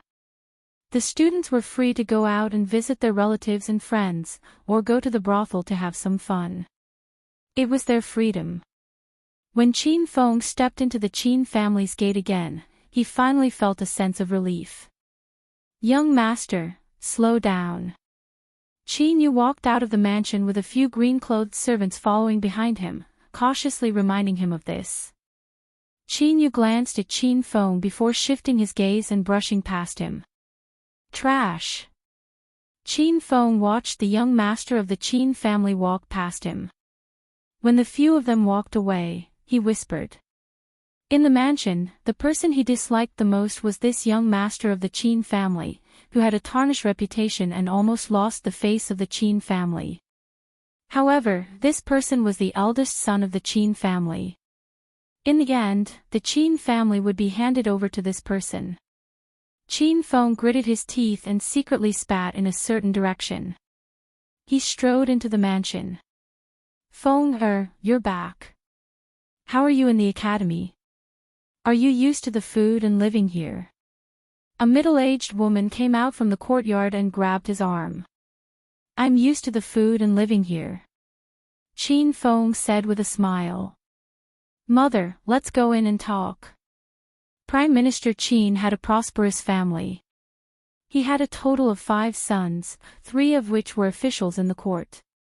The eldest son of the Qin family was considered to be the one most likely to take over Prime Minister Qin's position. However, Because he lost a game in the court, he was transferred away from the center of power. Now, although Prime Minister Qin was still supporting the family, the Qin family's decline was obvious. Today was the Qin Manor's monthly family banquet. Although Qin Feng also had the qualifications to participate in the family banquet, in the past, he could only sit in the corner. As for the topic of the banquet, it had nothing to do with him. Feng, how are you doing in the academy? I heard that your Dean Li is very powerful. How powerful is he? A voice came from beside him. Qin Feng turned his head and looked over. He casually said a few words and then retracted his thoughts. Sitting beside him was his fifth uncle. Although he was a generation older than him, in terms of presence in the Qin family, he was inferior to him. Because of an incident 2 years ago, he lost all face and became the laughingstock of the capital. Even the servants of the Qin family, who were respectful to him on the surface, were probably mocking him in their hearts. Glancing at Qin Yu, who was sitting very close to the front, a trace of gloominess flashed through his eyes. At this time, Prime Minister Qin's eldest son, Qin Yan, opened his mouth and said, "The Calculation Academy is a good place. If you can successfully graduate from there, your future prospects will be limitless." Qin Zhong. What a pity. Knowing the importance of the Calculation Academy, the Qin family arranged for 2 people in the Calculation Academy, Qin Zhong and Qin Feng. However, Qin Zhong was expelled from the Calculation Academy on the first day. The reason given by the Calculation Academy was very sufficient. Even the Qin family had nothing to say. Qin Zhong lowered his head. At this time, it was better for him not to open his mouth. Qin Yan didn't seem to have any intention of continuing this topic. He thought of something, looked at Qin Feng and asked, "Feng, do you know who the Calculation Academy cooperated with the Imperial Censor to investigate the accounts?" For an official of Qin Yan's level, he actually didn't pay much attention to the events of the past 2 days. The accounts couldn't be traced back to him and the Qin family. He also wouldn't go and provoke the emperor at this time. At this time, he only asked in passing. Qin Feng was just thinking about how to reveal this matter. He really wanted to see the shocked expressions on the faces of his uncles and grandfather. Hearing this, he smiled and said, "Regarding this matter, I'm afraid that uncle will have to repeatedly warn Uncle Feng. Brother Feng has only been an official for 2 years, but his table manners are a bit ugly. If it weren't for me helping him hide it yesterday, uncle might have heard his name in court today." The Uncle Feng he spoke of was Qin Yan's best friend. If it weren't for him raising his hand yesterday, Uncle Feng's son probably wouldn't have had an easy time today. After he finished speaking, he looked at Qin Yan and the other uncles with a slight smile. He even looked at Qin Yu with an obscure gaze. Although his words were a bit tactful, it wasn't hard to guess that the storm that engulfed the entire capital in the past 2 days was caused by them. "What do you mean?" Qin Yan frowned as he looked at him. He seemed to have thought of something. His expression changed and he asked, "Could it be that among the people that assisted the Imperial Censor in investigating the accounts, you were one of them?" Seeing the shocked expressions on the faces of his uncles, including his father, Qin Feng felt extremely carefree in his heart and slightly nodded his head. "It was me. Idiot." Qin Yu raised his head and drank the wine in his cup in one gulp. He glanced at Qin Feng and curled his lips as he spoke. The Qin family's 5th master turned his head and looked at him a few more times. He patted his shoulder, sighed, and turned to leave. Chapter 606. Why? I'm doing things for His Majesty and the Imperial Court. What did I do wrong? Qin Feng stood up with a flushed face and looked angrily at the family elders. "Fool, is this something you can interfere with?" The Qin clan's 4th master, who was also Qin Feng's father, pointed at him and said angrily, "Do you know how many courtiers you've offended and how many enemies you've made for our Qin clan?" Qin Feng originally thought that he would receive praise from everyone, but he didn't expect to be reprimanded instead. Qin Feng's heart was filled with anger. The Qin clan was Qin Yu's Qin clan, not his Qin clan. His future had to be fought for by himself. This was his opportunity, an opportunity that he couldn't obtain in the clan. He looked straight at his father and said loudly, "This is an order from His Majesty." What does it have to do with the Qin clan? The situation in the imperial court is very complicated. Do you really think this matter is as simple as an audit? Qin Yan looked at him and said in a deep voice, "Your investigation has directly pushed our Qin clan to the opposing side of all the courtiers. Also, the Qin clan, the Chui clan, the Xing clan. You've caused a great disaster this time." Qin Yan's face was incomparably gloomy. This disaster not only implicated their clans, but also the king of Shu behind them. Li Yi's method of killing with a borrowed knife was too sinister. Qin Xiang, who was sitting at the head of the table, stood up and said slowly, "There's no need to go to the academy tomorrow. You're not allowed to interfere in this matter." Qin Feng's face was filled with dissatisfaction. Just as he was about to speak, a Qin family servant rushed in from outside and said, "Not good, the Qin family's Li Sen, young master Li Sen was poisoned to death when he was eating at Drunken Moon restaurant." When everyone in the hall heard this, their expressions changed. Qin Feng was stunned for a moment and looked over in disbelief. Qin clan's Qin Li Sen was eating with friends at Drunken Moon restaurant. After eating and drinking, he walked out of Drunken Moon restaurant. After a few steps, he collapsed, foaming at the mouth, and his face turned green. Not long after, he lost consciousness. Fortunately, there was a clinic nearby. After he was carried in, they immediately diagnosed that he had been poisoned. They tried several methods to detoxify the poison, but to no avail. In the end, they pinched his mouth and forced 2 liters of feces into his mouth. After vomiting for a while, he finally woke up. Chen, who had finally woken up, fainted again when he saw the filthy scene in front of him. He was still unconscious until now. After the incident, everyone in Drunken Moon Tower, from the shopkeeper to the waiters and cooks, were captured.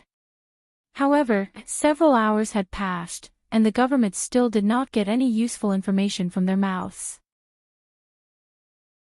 They only knew that a new chef had been recruited yesterday. After the incident, there was no more news about that chef, as if he had completely disappeared from the world. Just a few days ago, the son of the minister-counselor of the Ministry of Rights was poisoned to death. This matter had not been completely settled yet, and now another son of the Qin clan had been poisoned. Just as everyone was wondering if the mastermind behind the scenes was making another move, another matter came out. The second son of Assistant Minister Li of the Ministry of Works, Li Jianren, had carelessly fallen down the stairs while visiting a brothel. One of his legs had been broken, and he was still lying unconscious in his home. The palace had just sent an imperial doctor over, and it was unknown whether he was dead or alive. If this matter did not attract the attention of the people, then when Cui Shixin of the Chui clan was almost run over by a speeding carriage on the street, no matter how slow the people's reactions were, they should have known that something important had happened. "How is it?" In the Qin clan, Qin Yan walked up and asked when he saw his third son return. The middle-aged man walked over and said, "The Qin clan has already gone over. Li Sen has already woken up, but he has been vomiting non-stop. The Qin clan was worried that something had happened to him, so they had someone knock him unconscious." "What about the Li clan?" Qin Yan asked again. The middle-aged man opened his mouth and said, "Li Jianren, the imperial doctor said that if he can wake up tomorrow, he will be fine." Qin Yan's eyebrows jumped. "Then what if he doesn't wake up?" "If he doesn't wake up?" The middle-aged man sighed and said, "Then he will never wake up again. The Li clan is in a mess right now. His Majesty has sent out the imperial guards. The brothel has already been surrounded by people, and no one is allowed to enter or leave. Cui Shixin is still fine. He was pushed by the servants beside him, and only suffered superficial wounds. The middle-aged man's face was gloomy as he said, "Those people, they are too bold. His Majesty has said that if they embezzle more than 30,000 taels of silver, their heads will be left behind." Qin Yen slowly opened his mouth and said, "If they don't do this, what awaits them is also death." Chen Lisan was poisoned, Li Jianren's life and death were unknown, and Cui Shixin was almost run over by a carriage on the street. Behind the two of them, Qin Feng stood there, his lips pale, his body trembling, and waves of dizziness assailed him. Qin Yen turned his head to look at him and asked, "Now, do you know what stupid things you have done?" Thump. Qin Feng's legs went soft, and he knelt down. Chen Lisan, Cui Shixin, Li Jianren, the three famous hedonistic young masters of the capital met with misfortune at the same time. After the authorities got involved in the investigation, they naturally dug out many details that people didn't know. For example, they were all students of the Mathematics Academy. Another example was that they all participated in helping the Imperial Censorate investigate the accounts. After knowing this information, the matter couldn't be any more obvious. Revenge, or perhaps it was intimidation, or threats. In a short period of a few days, many officials in the capital were sent to prison by them. Those who should be confiscated had their houses confiscated, and those who should be beheaded were beheaded. Some people had no future, and some people lost their lives. How could matters in the officialdom be so simple? The officials were divided into factions, and pulling one hair could affect the whole body. Perhaps, the person who was sent to prison was an important chess piece that one of the factions had painstakingly laid out. It was because of their interference that many years of hard work had gone down the drain. Of course, this was also a possibility, but no faction in the court would have the guts to offend the Cui and Qin families at the same time. To be able to do such a crazy thing, it was more likely that they were greedy people hidden among the court officials. Once they were found out, they would definitely die. Under such circumstances, it was not surprising that they would stake everything on one throw and do such an irrational thing. With such a terrible thing happening in the capital, the news naturally spread quickly to the palace.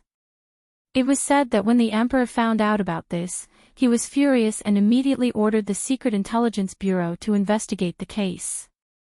At the same time, he urged the Imperial Censorate to speed up the investigation without any delay.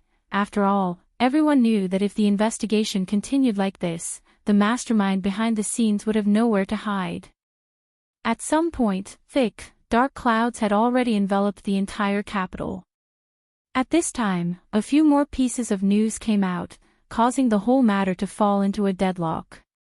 After Chen Lisan was poisoned, Li Jianren was seriously injured, and Cui Shixin fell ill due to fear. Qin Feng of the Qin family accidentally caught a cold.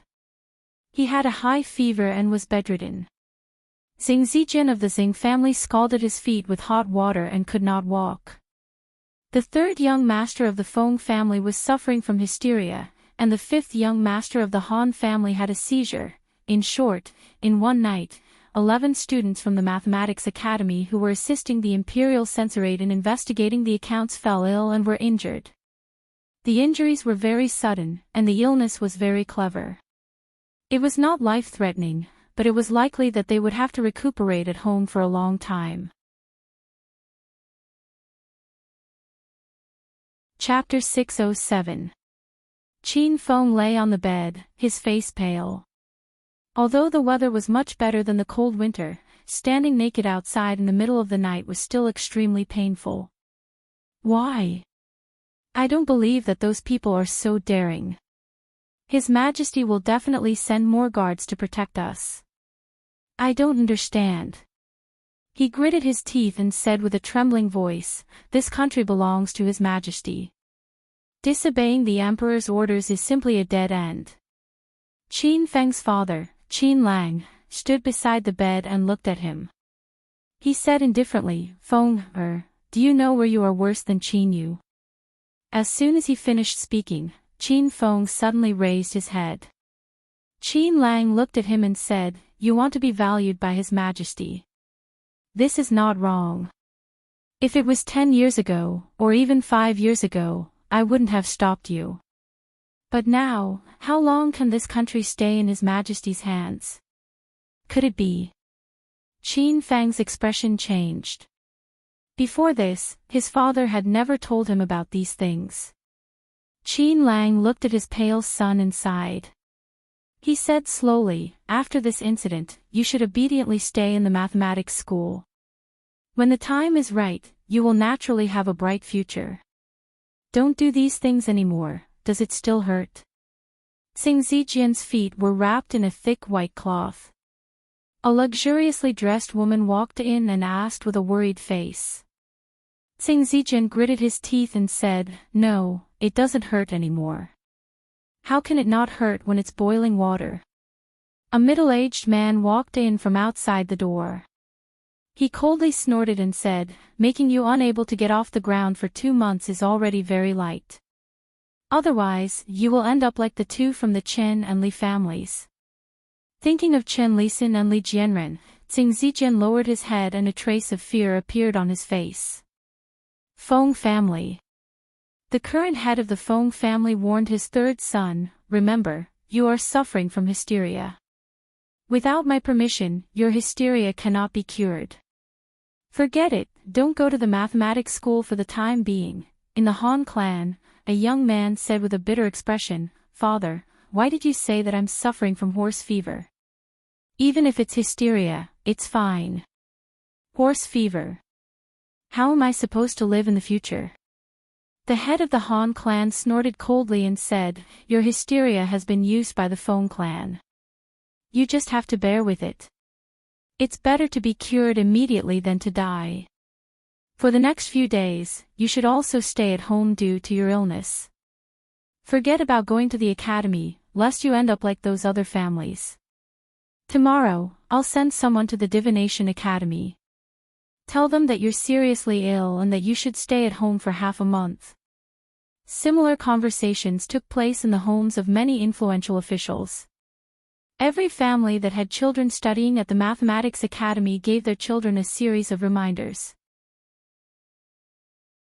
He was absolutely not allowed to participate in the imperial court's investigation of the accounts. What happened to the Qin family, the Li family, and the Cui family was a warning. The other families used self-harm to quickly extricate themselves from this matter. Other than the imperial family and the imperial censors, who valued their reputation more than their lives, no one else was willing to get involved in this matter. This chaos was only the beginning. They could only hope that His Majesty could end it as soon as possible. Otherwise, no one knew how chaotic the capital would become. Is there no one willing to continue investigating? In the Hall of Diligent Government, Emperor Jing held a memorial presented by the imperial censor. He narrowed his eyes and tapped the table with his index finger. Changde walked in from outside and said, Chen Lisin of the Qin family was indeed poisoned. The son of Assistant Minister Li of the Ministry of Works was pushed down from upstairs. As for the others, I'm afraid they deliberately did it to avoid trouble. I'm afraid the person behind this is an important official that I rely on. Emperor Jing sighed and said, Changde, you have followed me for so many years. Tell me, was I really wrong this time? A gloomy expression appeared on Changde's face. He said, Your Majesty is naturally not wrong. This old servant also wants to find and kill those vermin who do not do anything. It was a wise decision for Your Majesty to ask County Uncle Li to establish the School of Mathematics. Otherwise, I'm afraid that you will never know that these people exist. Emperor Jing covered his chest and pointed to the thick pile of memorials on the table. He said, Look, these are all memorials to stop investigating the accounts of the officials in the capital. In the court, everyone is in a panic. If I really continue investigating, the court will be in chaos. Changde raised his head but did not say anything. Now that things had reached this point, only His Majesty could make a decision. Emperor Jing rubbed the space between his eyebrows and said, What is Li Yi doing? Today is considered the school's holiday. He is resting at home. Changde replied. Changde thought for a moment and said, what about when the school is not on holiday? Emperor Jing asked again. Changde thought for a moment and said, he is also resting at home, bastard, besides being lazy all day, what else can he do? He actually let Han, an 11-year-old child, take care of such a big school of mathematics. Shaning and Yongning now spend more time with him than in the palace. Emperor Jing's face showed a trace of annoyance. He snorted coldly and said, he really seized the opportunity to use public office for personal gain. The Qin family, the Qin family, the Cui family, the Xing family, this time, he did not let any of them go. I'm afraid he had already expected such a result. County Uncle Li is never willing to suffer losses. Thinking of his speculation a few days ago, Changde nodded slightly. If it were not for the families of those people who came to His Majesty to complain, these people would have all been eliminated on the day of the enrollment of the School of Mathematics. However, they tried their best and even made a certain promise to His Majesty to let these people enter the School of Mathematics. What was the result? It had not even been half a month since the School of Mathematics opened, but several people almost lost their lives because of this. The others did not hesitate to harm their bodies to avoid disaster. If they knew this would happen, why did they do it? Emperor Jing waved his hand and said, let him enter the palace to see me. Fong said with a face full of amazement, those people are really ruthless. I heard that the young master of the Qin family was poured with a lot of feces to save his life. There is also that B***tch Li. When he went to the brothel, he almost fell to his death. The rest of the people were also injured and disabled. Yes, they are really ruthless. Li nodded and agreed with his words. He had met Qin Feng and Xing Zijian students many times. They usually looked gentle, but when they attacked, they were really ruthless. They did not even let go of himself. Such people were too dangerous and not worth being friends with. What was more dangerous was the corrupt officials of the Jing kingdom. They were so ruthless. The poor students of the School of Mathematics. If all of them were injured and had to lie at home for a few months, they would definitely fail the final exam. What would they do if they were kicked out of the School of Mathematics by Li Han? Wouldn't this make heroes bleed and cry? How sad, how sad. He really did not expect those corrupt officials to be so crazy. They learned from their mistakes. The students of the School of Mathematics could not be sent out. Otherwise, it would be pushing his students into the fire pit.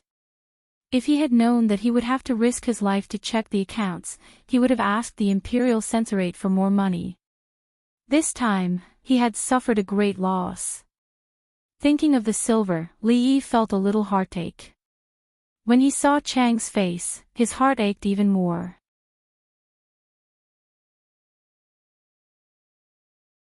Chapter 608. Your Majesty, Changde's face was stiff. Just as he opened his mouth, Li Yi waved his hand and said, let's go. Changde's mouth was half open as he froze in place. When he came back to his senses, Li Yi had already walked out the door. You know that His Majesty wants to summon you into the palace. Li Yi was too lazy to reply to Chang's words. Wasn't it obvious? The old emperor had obviously gone overboard with the investigation of the accounts. He was probably doubting his life right now. Moreover, Changde was the old emperor's personal eunuch and would not easily leave the palace. Under normal circumstances, when he saw Chang, he would most likely summon him into the palace. Wait here for a while. I'll be right out. At the palace gate, Li Yi got off the carriage and turned his head to speak. Seeing Fang's hesitant expression, he looked at him and asked, what's the matter? Say it. Son-in-law, can you bring me in with you this time? Fang had a troubled expression as he said, I haven't seen what the palace looks like yet.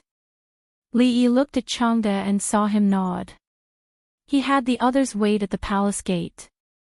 He waved at Fong and walked into the palace gate. Fong followed closely behind. Granny Lu looked around as if she was looking at a grand garden.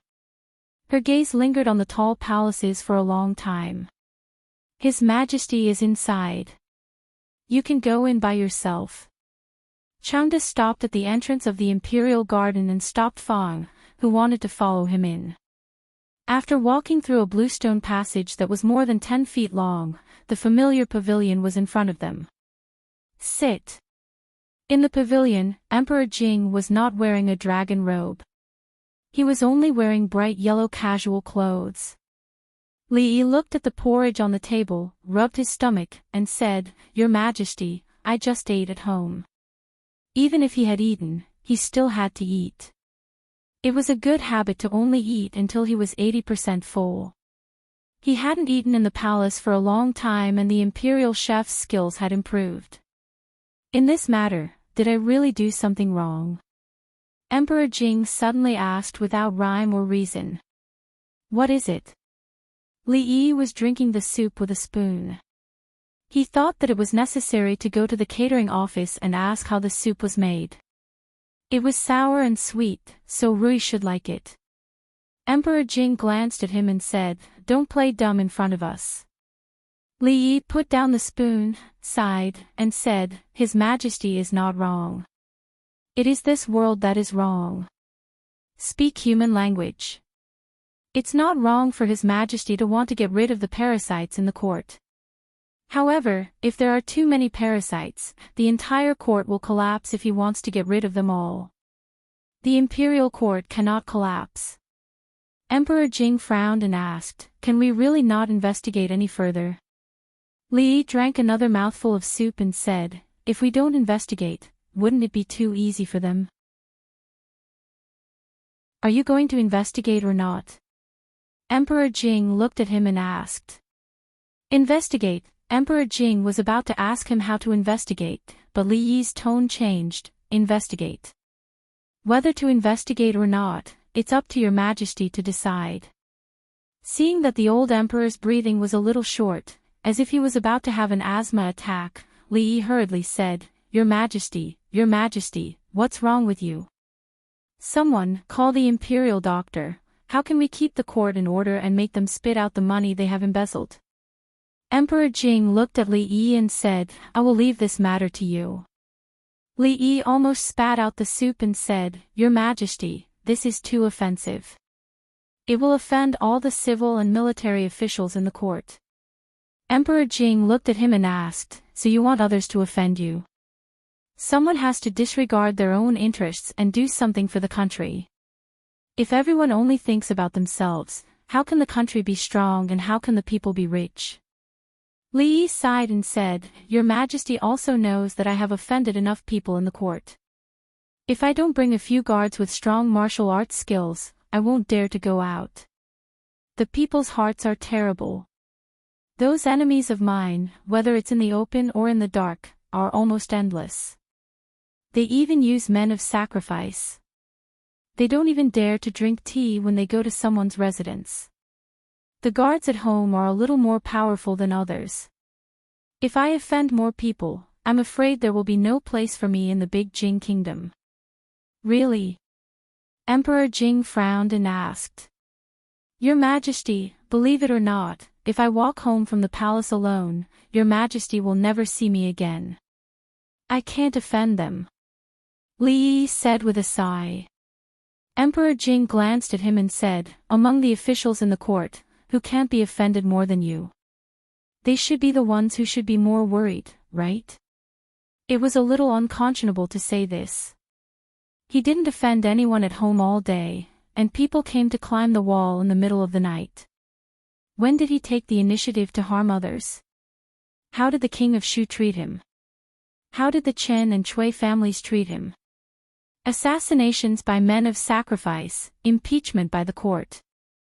They were simply unscrupulous. In the face of ferocious enemies, how did he respond? He helped the king of Shu build momentum and help him win the hearts of the people to fight for the throne. He disregarded the past and allowed the children of his enemies to go to school. He taught them knowledge, gave them meritorious deeds, and gave them a bright future. Who else in the world could disregard the past and repay evil with good? Well, the money in the national treasury was not used for the people. They were all fed to these vermin. I can't swallow this, but I can't continue to investigate like this. It will mess up the court. You have a lot of ideas. Help me with some ideas, and I won't care about you being lazy at home all day. Jing Emperor picked up his chopsticks and began to eat without waiting for his response. It was obvious that he didn't give him a chance to refuse. The atmosphere was slightly awkward. Li Yi once again filled a bowl of soup for himself and looked up at Jing Emperor. The dignified king of a country only cared about money. Last time, he said that he stinked of money. Now it seemed that he was the stinkiest one. Your Majesty, before that, I want to clarify that I am not being lazy at home. Li Yi put down the bowl and said, I am actually. Jing Emperor took out a crispy melon from somewhere and took a bite. He said, what? Haven't you thought of a reason? For a moment, he really couldn't think of a good reason. Li Yi sighed and said, well, Your Majesty, let the intelligence office send all the accounts to the School of Arithmetic. Then send 1,000 imperial guards to surround the School of Arithmetic.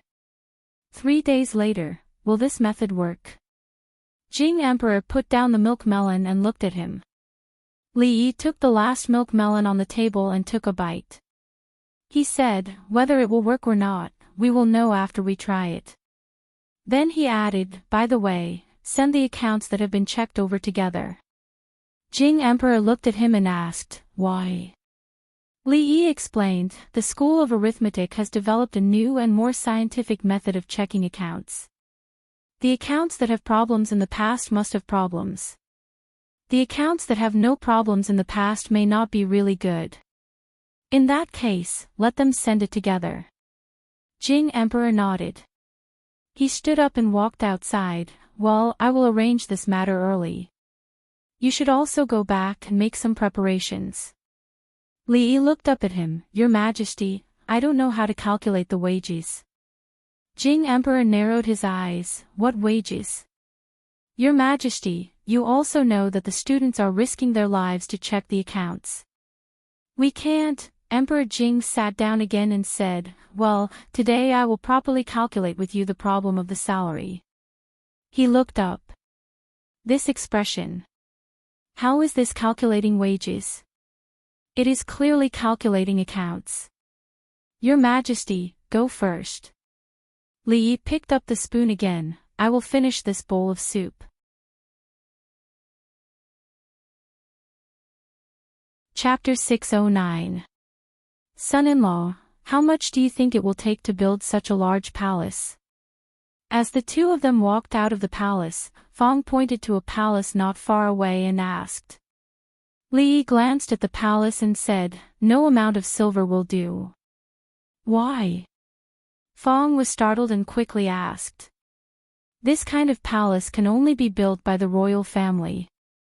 If others build it, they will be overstepping the rules and will be beheaded. There were many rules in the royal family. There were rules for what kind of person, what kind of carriage, and what kind of house could be built.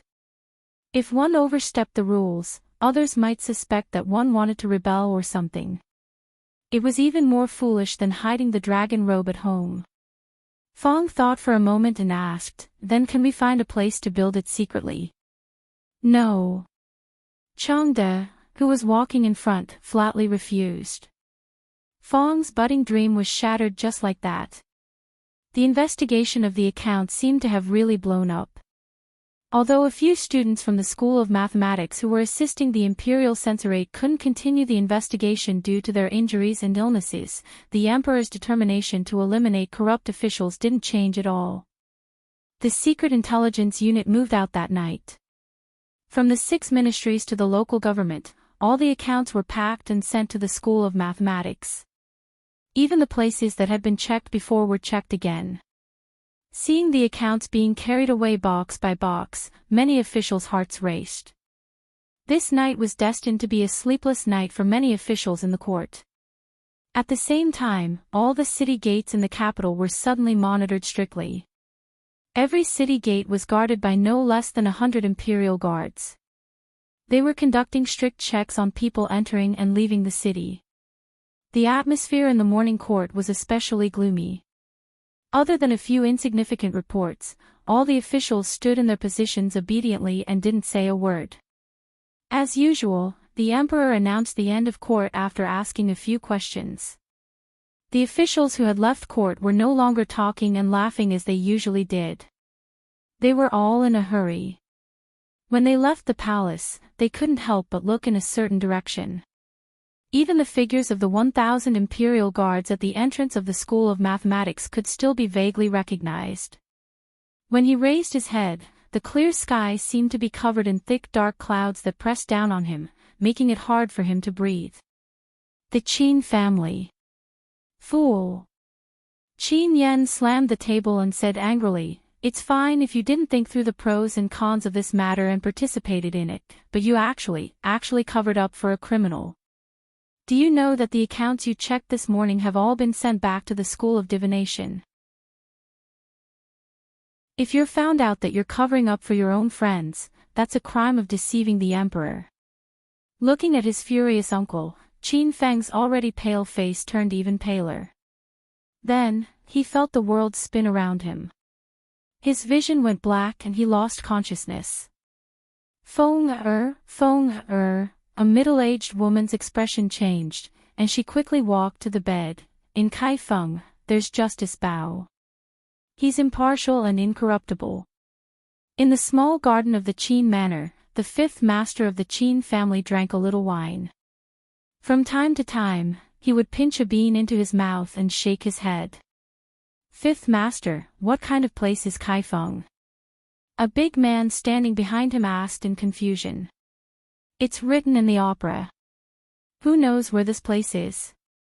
The fifth master of the Qin family didn't even raise his head as he said, "In the future, don't doze off in the brothel and ruin fifth master's mood." The big man nodded repeatedly. The fifth master was extremely fond of opera. It was said that his most beloved concubine was an entertainer. Later on, she died for some reason. However, this hobby of the fifth master had never changed. The fifth master of the Qin family suddenly sighed and said, "Feng Er, this child's brain is still too simple. If he becomes an official in the future, I'm afraid he'll be eaten by others until not even his bones remain." After a pause, he continued, "However, I'm afraid he won't have the chance to become an official in the future." The Xing family. "Idiot, look at what stupid things you've done." The head of the Xing family, the right assistant minister of the Ministry of Revenue, Xing Shichen, slapped his son's face. His expression was exceptionally sinister. "Cover up? Who do you think you are? You still want credit? There's no credit left. Do you know what this is? This is deceiving the emperor. Even losing your head is not enough." Hearing this, beads of sweat rolled down Xing Zijian's forehead. His whole body trembled like a sieve. The Cui family. The Chen family. The Feng family. The Han family. Li Yi. After several officials scolded their sons, they gritted their teeth and spat out these two words. After gnashing his teeth for a while, the anger on his face turned into deep regret. The Academy of Mathematics should not have begged His Majesty to let them in. Half of the children of the aristocratic families are on sick leave. Li Yi put down his book and looked up. A professor from the Mathematics Academy quickly said, "Yes, Sir Dean. Today, there are less than 30 people who returned to the Academy." Li Yi waved his hand and said, "Then give the rest of them a few days off. It just so happens that the Academy is busy these few days. They won't be able to help much." As soon as he finished speaking, a general of the Imperial Army walked in from outside. He cupped his hands and said, "Sir Li, all the accounts have been delivered." Thank you for your hard work. Li Yi stood up and said with a smile. The leader of the Imperial Guards was flattered and quickly said, "We are following the Emperor's orders. This is our duty." "Sir Li, you are too kind." At this time, the 66 students from poor families had gathered at the entrance of the Mathematics Academy's classroom. This is your first chance to serve the Imperial Court. What you need to do is to carefully check these accounts. Every time you find a problematic account, you will be able to accumulate 1 credit. This credit will be used for the final evaluation at the end of the semester. Li Han put his hands behind his back and paced in front of the students. He said something loudly and occasionally stopped to look at his palm before continuing to speak. The students from poor families were excited. This was the first time they had a chance to apply what they had learned. Not to mention, they could also obtain credits. They would not have to worry about the final examination and would be able to contribute to the Imperial Court. They had long been eager to give it a try.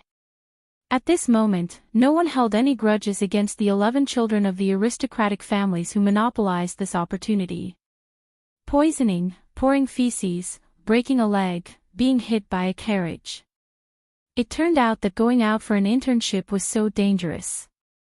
If that was the case, wasn't this the dean's way of protecting the students from poor families?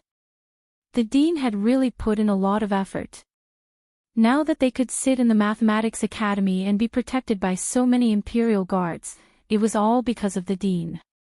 Even if those corrupt officials wanted to take revenge, they would not be able to do so. Thinking of this, everyone looked at the figure walking over from the side, and their faces were filled with deep gratitude. Time is of the essence. Everyone, keep your spirits up. We must finish checking all the accounts within 3 days. Li Yi walked in front of everyone and looked at them. Are you confident? Yes. Everyone answered in unison. Not long after, the entire Mathematics Academy was filled with the sound of beads colliding with each other. Every official who passed by the School of Mathematics couldn't help but feel depressed. It seemed peaceful outside, but everyone knew that a storm was brewing inside that could engulf the entire Imperial Court. Once the gates of the Mathematics Academy were opened, a terrifying storm would be released. Chapter 610. Bang! Li Yi knocked away Li Xian's East Wind and chose a card. 30,000. 2 days ago, the students of the arithmetic faculty had begun to calculate the accounts nervously. The officials of the Imperial Court were all on edge because of this matter. They couldn't sleep well or eat well. They had lost 5 kilograms in 2 days. As the dean of the arithmetic faculty, if he were to play mahjong in the faculty, it would be a little too much. Fortunately, the school was not far from the palace. Li Xian had been busy in the Academy of Sciences next door. Since the Princess Royal was playing mahjong, they needed one more player. Finally, they called the arrogant Lolita over. Win. The arrogant Lolita pushed down her card wall and smiled. Give me money, give me money. Yongning stood by Li Yi's side. Her heart ached as she passed a copper coin to Li Yi. In just an hour, the copper coin in her hand had been reduced by half. While shuffling the cards, Emingsu looked up at Li Yi and said slowly, "Today, more than 10 officials said they were sick and didn't attend the morning court." The morning court ended in less than a quarter of an hour. She paused and said, "If it drags on for a few more days, I'm afraid half of the people in the court will be gone. We'll know the result tomorrow." Li Yi looked at the cards. They were very good. He casually played a south wind. Now he just needed to wait for 6 or 9 rounds of winning. Win.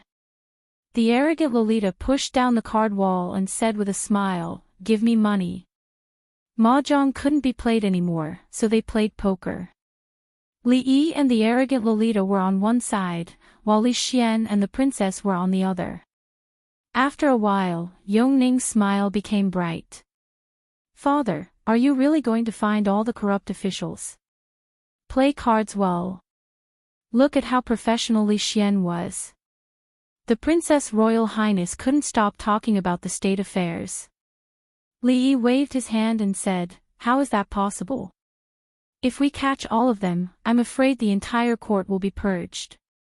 Mingzhu's expression softened as she asked, then why do you still want to check these accounts? You'll know during the morning assembly tomorrow. Li Yi arranged his cards and changed the topic. How's your matter going?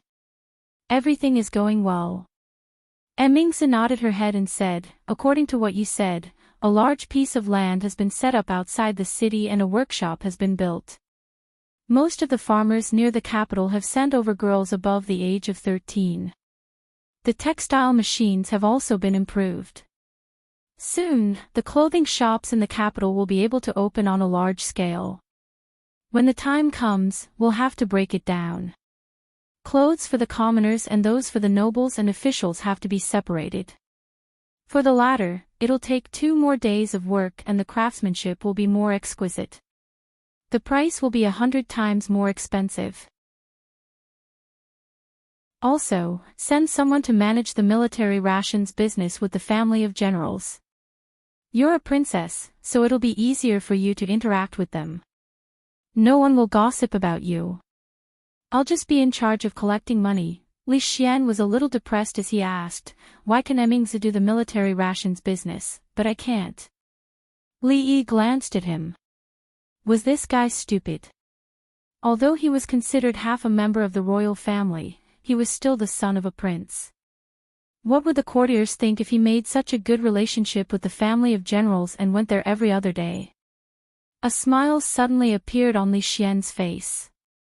He didn't mind this matter anymore. He threw out a few cards and said, 3 and 2. I only have 1 card left. I can't afford it. Li Yi waved his hand. 3 2s and 2 3s. He couldn't afford it. And Mingzi was on his side. Even if he could afford it, he wouldn't want it. Royal bomb. The Tsundere Lolita threw out all the cards in her hand. Straight, we won again, give me money, give me money.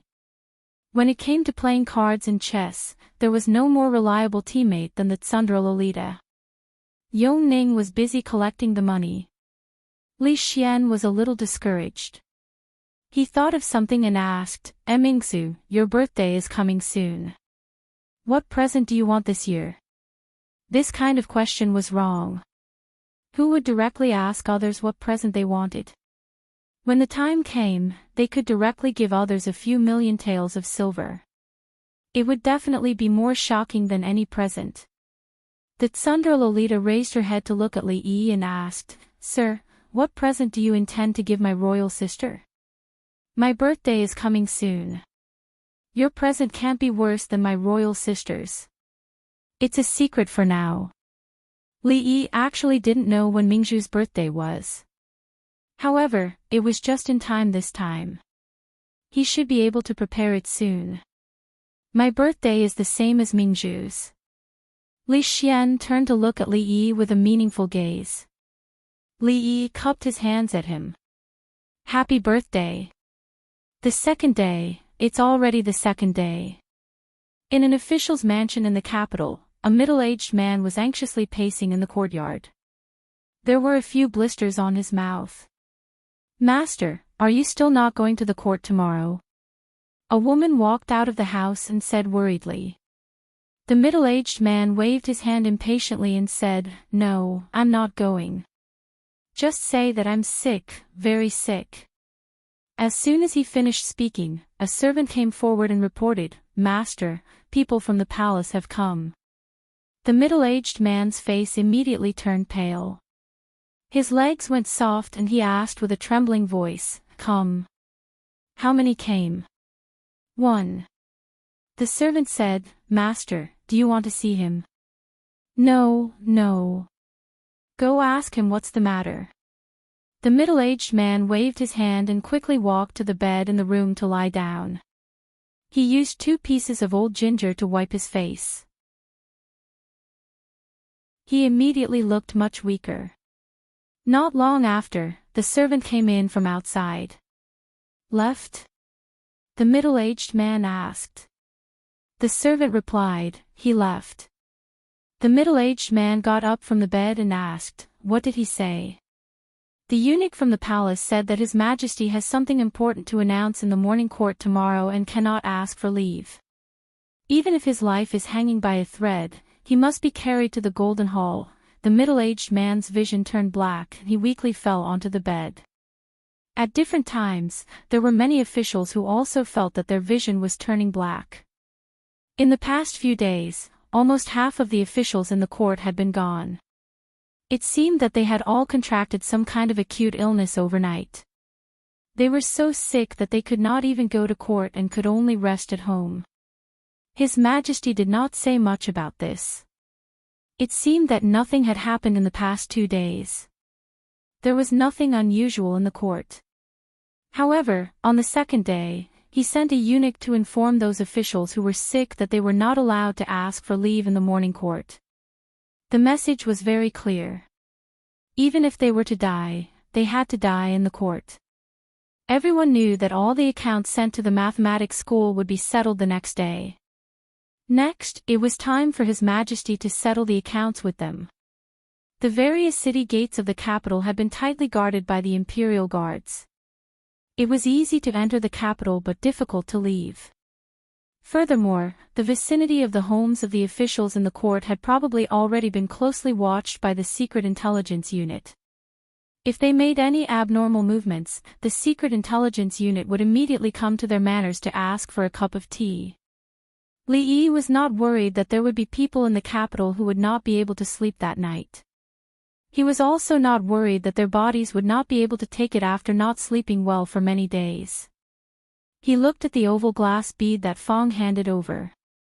There were almost no bubbles inside. Although there was still a bit of color, it did not affect it much. In the past month, after many improvements in equipment and craftsmanship, he had finally pushed it to this step. He could finally use it to swindle money. He could finally use it to benefit the vast number of women in the capital. If we improve the craftsmanship, it will be even easier to swindle money. Li Yi handed the glass bead to Fong and reminded him again.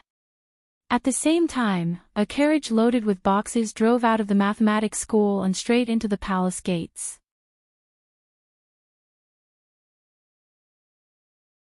Chapter 6:11.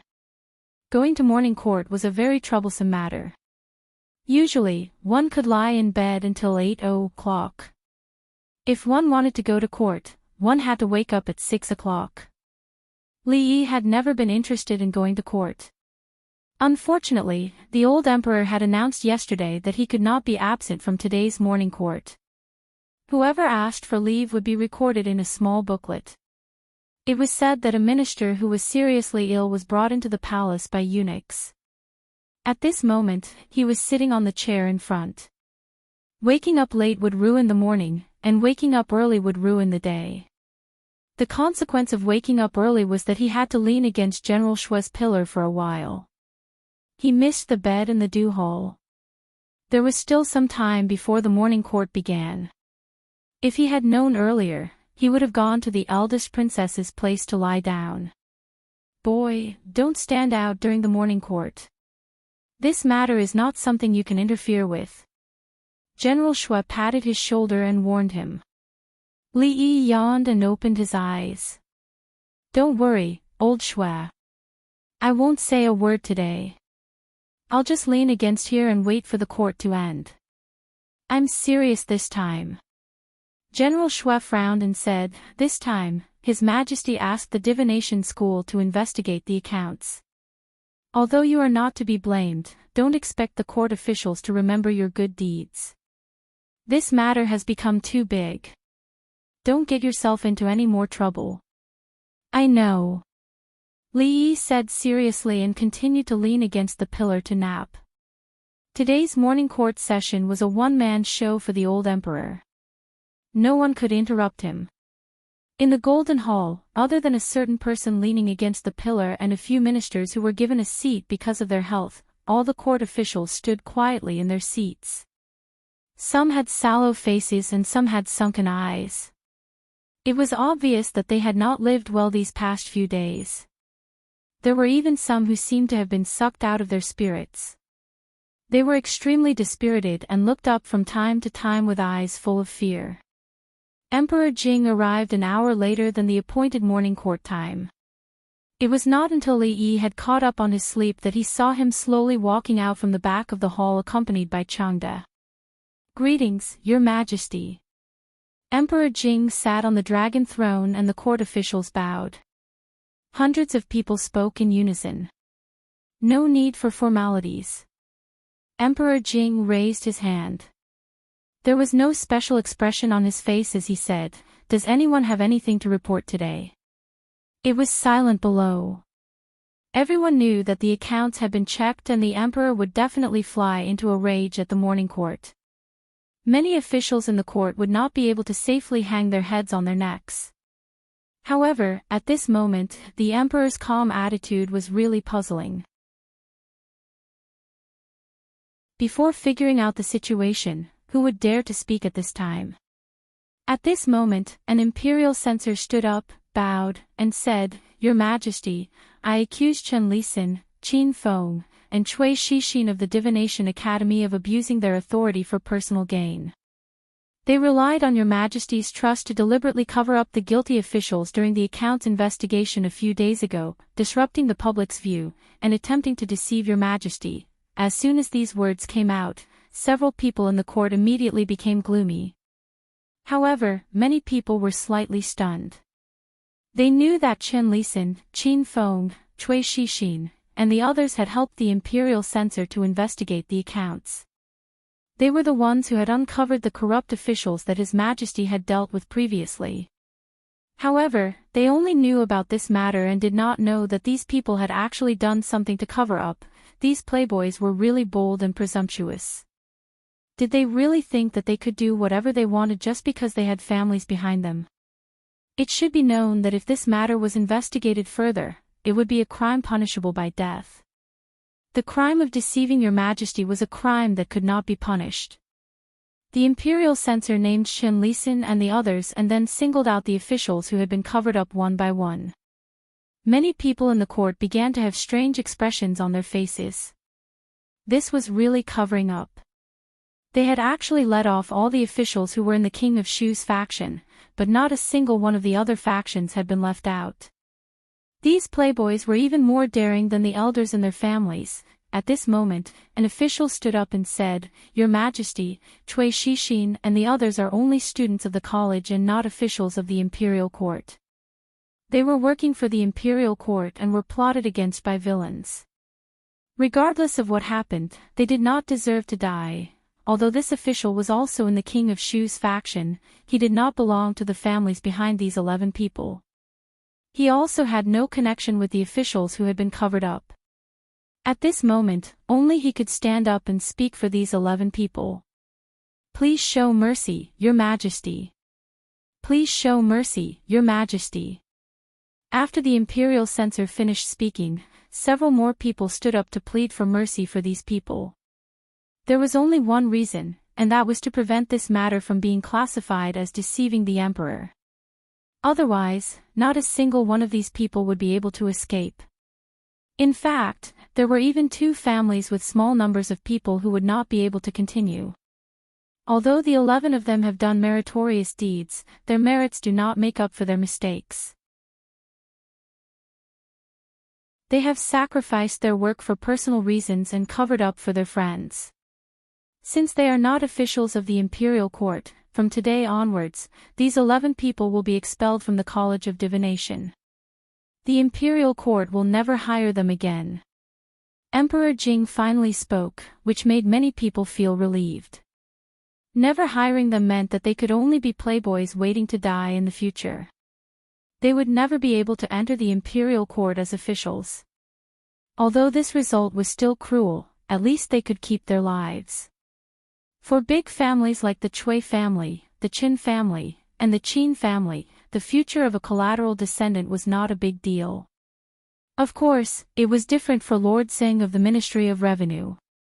If he could not give birth to an outstanding son with his wife, the Xing family, which had struggled so hard to climb up, would end with his generation. Cui Yuncan, the county magistrate of Wang County, Qin Qin, Tian of the Department of Granaries. Emperor Jing named the names of the officials who were covered up by them one by one and said in a low voice, "Order the intelligence department to arrest these people and bring them back to the Ministry of Justice within 1 day." Not only did they not cover up the officials, but they also got themselves involved. The King of Shu's faction was really unlucky these days. If the King of Shu could return to the capital one day, who knew how many officials loyal to him would be left? Does anyone have anything else to report to the emperor? After a series of orders, Emperor Jing sat back on the dragon throne and asked everyone. Naturally, no one said anything. At the same time, many people had a glimmer of hope in their hearts. If no one else reported to the emperor, then, would today's morning court session end here? If so, didn't it mean that the emperor would let bygones be bygones? Thinking about it, this case involved a wide range of people and almost covered the entire imperial court. How could the emperor arrest everyone? If so, how many officials would be able to stand here tomorrow? Many people secretly breathed a sigh of relief in their hearts. They should have thought of it earlier, the law did not punish the masses. Although the current situation of the Jing kingdom could not be considered as having internal and external troubles, it was not very good either. Moreover, the emperor's body could not hold on for too long. According to the emperor's character, the most important thing was to ensure the stability of the imperial court. How could he do such a radical thing at this time? This time, he probably just wanted to arrest a few examples to deter them. Unfortunately, this lucky thing happened to the officials of the King of Shu's faction. These days, they really should not have been so worried, since everyone has nothing to say. Emperor Jing stood up from the dragon throne and said, "Then, let me say a few words." His face suddenly darkened and he said coldly, "Come, arrest the Assistant Minister of the Ministry of Rights, Chen Bo, the Left Assistant Minister of the Ministry of Revenue, Feng Yuan, the Director of the Du Branch, Ha Ning, for me." Emperor Jing called out a total of nearly 10 people's names. In the crowd, these people, who had just relaxed, suddenly tensed up. They looked up and their faces instantly turned pale.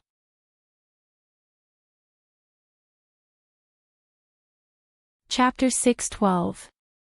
How dare you? The officials he had just called out had already been taken away by the imperial guards who had rushed in from outside. Emperor Jing looked down with a gloomy expression. In a few years, hundreds of thousands of taels of silver. I am not raising officials, but a group of vermin. This official is guilty, please have mercy, Your Majesty. Please have mercy, Your Majesty. Please have mercy, Your Majesty. At this moment, no one had any illusions. Nearly 10 people knelt on the ground and cried out loud, tears and mucus flowing down their faces. A trace of fatigue appeared on Emperor Jing's face. He waved his hand and said, "Remove these people from their official positions. First, take them to the Supreme Court and confiscate their property. Put everything into the national treasury." Soon, those people were taken away by the imperial guards. The court officials below were all silent. They looked at the ground and did not dare to raise their heads. The highest official that had been called out by His Majesty was a 4th-rank official. A little higher would be the Minister of the 6 Ministries. In recent years, it was the first time that such a large number of officials had been dismissed. And looking at His Majesty's expression, this was just the beginning. Could it be that His Majesty had really made up his mind to overthrow the entire court? Yesterday, the Divination Academy sent the results of the accounts to the palace. Emperor Jing turned around and walked up. He sat back on the dragon throne and said, "I looked through the accounts all night. I am very distressed." Hearing His Majesty's voice sink, the hearts of many court officials also sank. According to the previous situation, any problematic accounts could not be hidden from the students of the Divination Academy. Didn't that mean that all the evidence of the corruption of the capital's officials was in His Majesty's hands? Thinking of this, even those officials who had a clear conscience felt a chill on their backs. As for those who felt guilty, their feet were already a little unstable. This time, could it be that they really could not escape? Boy, His Majesty trusts you the most. This time, does His Majesty really plan to catch all those people in one fell swoop? Old General Shui pushed Li Yi and asked with a frown. Just now, the old emperor had spoken so loudly that he couldn't fall asleep. Li Yi was already awake. Hearing the words, he opened his eyes and said, "You generals should know what His Majesty will do, right?" Old General Ma waved his hand and said, "His Majesty's actions these days are very different from before. Even the few of us can't figure it out. Brat, don't keep us guessing. Hurry up and tell us." Li Yi shook his head and said, "How could His Majesty allow the court to fall into chaos?" "Generals, don't worry."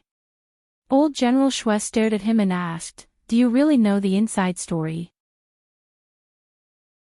"Sure." Li Yi raised a finger and whispered, "This time, it's up to the generals to grasp the opportunity." A moment later, old General Shui's face lit up as he asked, "Is this true?" Li Yi retorted, "When have I ever deceived the generals?" "Good lad." Old General Shui patted him on the shoulder and rubbed his palms together. His eyes shone brightly. A faint fragrance drifted over to his side. The princess was standing beside him and asked, "Did something good happen?" During morning court sessions, the princess was the only woman who could enter this hall. Li Yi thought for a moment and felt that he should bring the princess along. Just as he was about to speak, another figure came over. The left assistant minister of the Ministry of Revenue, Feng Yuan, was born into a poor family and failed in the imperial examinations. It was I who made an exception and recruited him. In the past 15 years, he has been promoted single-handedly.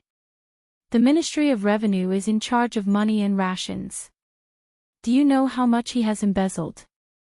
150,000 taels, a whole 150,000 taels. Do you know that for the sake of 50,000 taels of military expenditure, the Minister of War and the Minister of Revenue almost got into a fight in front of me? That's not even enough for Feng Yuan to embezzle for a year. You may not know the director of the inspection branch, Chening, but we remember it very clearly. In the 8th year of Yuanhe, he became a Jinshi. In the 10th year of Yuanhe, we promoted him to be the director of the inspection branch. 80,000 taels in 3 years, Jing Emperor's voice gradually turned from grief and indignation to pain. Some of the officials below were pale and trembling, while others showed shame on their faces. All of you here are not without problems. You are not much better than the people we have just captured. Touch your conscience. Do you still have a conscience? After a moment, Jing Emperor seemed to be tired from speaking. He sat back on the throne in a somewhat dispirited manner and said, "We have finished speaking. It's your turn to speak." Most of the officials still had their heads bowed and the entire hall was silent. At this time, whoever spoke first would be the first to face the emperor's anger. This official has something to say. Amidst the silence, an unhurried voice came from behind a pillar. Looking at the young man who walked out from behind the pillar, everyone's faces showed surprise and confusion. County Uncle Li, it was actually County Uncle Li. The investigation of the accounts was done by a student of the School of Mathematics. As the dean of the School of Mathematics and the person with the most royal favor in the court, he could have stayed out of it, but he stood up at this time. What did he want? Didn't he know that His Majesty was angry and whoever stood up would be unlucky? In the crowd, the assistant minister of the Ministry of Appointments, Li Mingze, raised his head and showed a worried expression. The Minister of War, Yan Bing, frowned slightly. The capital governor, Dong Wenyun, looked at him in surprise. There were also a few people in the corner who looked at him with gloating eyes. "Speak." Jing Emperor glanced down and said lightly. "Reporting to your majesty." Li Yi raised his head and said, "The School of Mathematics has been open for half a month. In order to create a good learning environment for the students, I want to dig an inner lake in the School of Mathematics. However, the school's budget is insufficient, so I want to apply for a grant from your majesty." Before he finished speaking, many people in the hall were stunned. Was he talking about digging a lake? His Majesty was talking about corruption. What did it have to do with digging a lake? What did digging a lake have to do with the study of the School of Mathematics? Did County Uncle Li really think that he could be so presumptuous in the court just because he was valued by His Majesty? Without waiting for them to react, another figure walked out. Old General Shui said in a rough voice, "If I may be so bold, I would like to ask your majesty to allocate 100,000 taels of silver to purchase a new batch of military equipment for the frontline soldiers." Li Yi glanced at General Shui. He asked for 100,000 taels. Old Ginger was spicier and his heart was more ruthless. Before people could figure out why General Shui wanted to join in the fun, there was another voice in the hall. The eldest princess came forward and said, "I have been ordered to build a women's college. I am short of 50,000 taels." Li Xian, the son of Prince Ning and the dean of the Academy of Sciences, stepped forward and said, "The Academy of Sciences is about to open. I would like to apply for 50,000 taels of research funds from your majesty." Crazy, they were all crazy. This was the most intuitive feeling of the courtiers. It was because the national treasury was tight that there was this investigation of accounts and His Majesty's thunderous anger. Wasn't it courting death to say this kind of thing at this time? It was understandable that County Uncle Li was hysterical and General Shui was old and confused. But why did the eldest princess and the eldest prince come up to join in the fun? The expressions of many people in the imperial court immediately changed, and many people revealed expressions of schadenfreude. The next moment, Emperor Jing stood up and slowly said in front of everyone's eyes, "The new mathematics is very important to our Jing kingdom. The soldiers are fighting at the front line, and the ordnance is indispensable. The establishment of a women's college is also a matter for women. The research of the Academy of Sciences is beneficial to the country. But the national treasury is tight, and the money needs to be used in the most important places." Emperor Jing thought for a moment and said, "The national treasury can't be used arbitrarily. How about this? I will take out 10,000 taels from the inner mansion. As for how to distribute it, you can discuss it yourself." General Shui quickly said, "Your Majesty, you must not. The inner mansion is responsible for the expenses of the palace. You must not mix it with these." Emperor Jing waved his hand and said, "It doesn't matter. In the future, the standards of the banquets in the palace will be reduced, and I will save some money from other places." All the courtiers in the hall were stunned. His Majesty did not blame him at all and smoothly took over the topic. Compared to these things, the matter of accounts that almost caused the court to collapse seemed to be more important, right? Among the many courtiers, a middle-aged official suddenly came to his senses. The next moment, his breathing became a little rapid, and his face became flushed. He took a deep breath and took a big step forward. He said righteously, "Your Majesty, the inner mansion is responsible for the expenses of the palace. It has already been carefully planned, and the expenditure must not be reduced.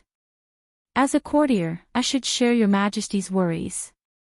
I am willing to donate 20,000 taels for the soldiers of our Jing kingdom." Many officials in the court were stunned for a moment. After looking at each other, they finally seemed to realize something. Immediately, many people's faces became excited.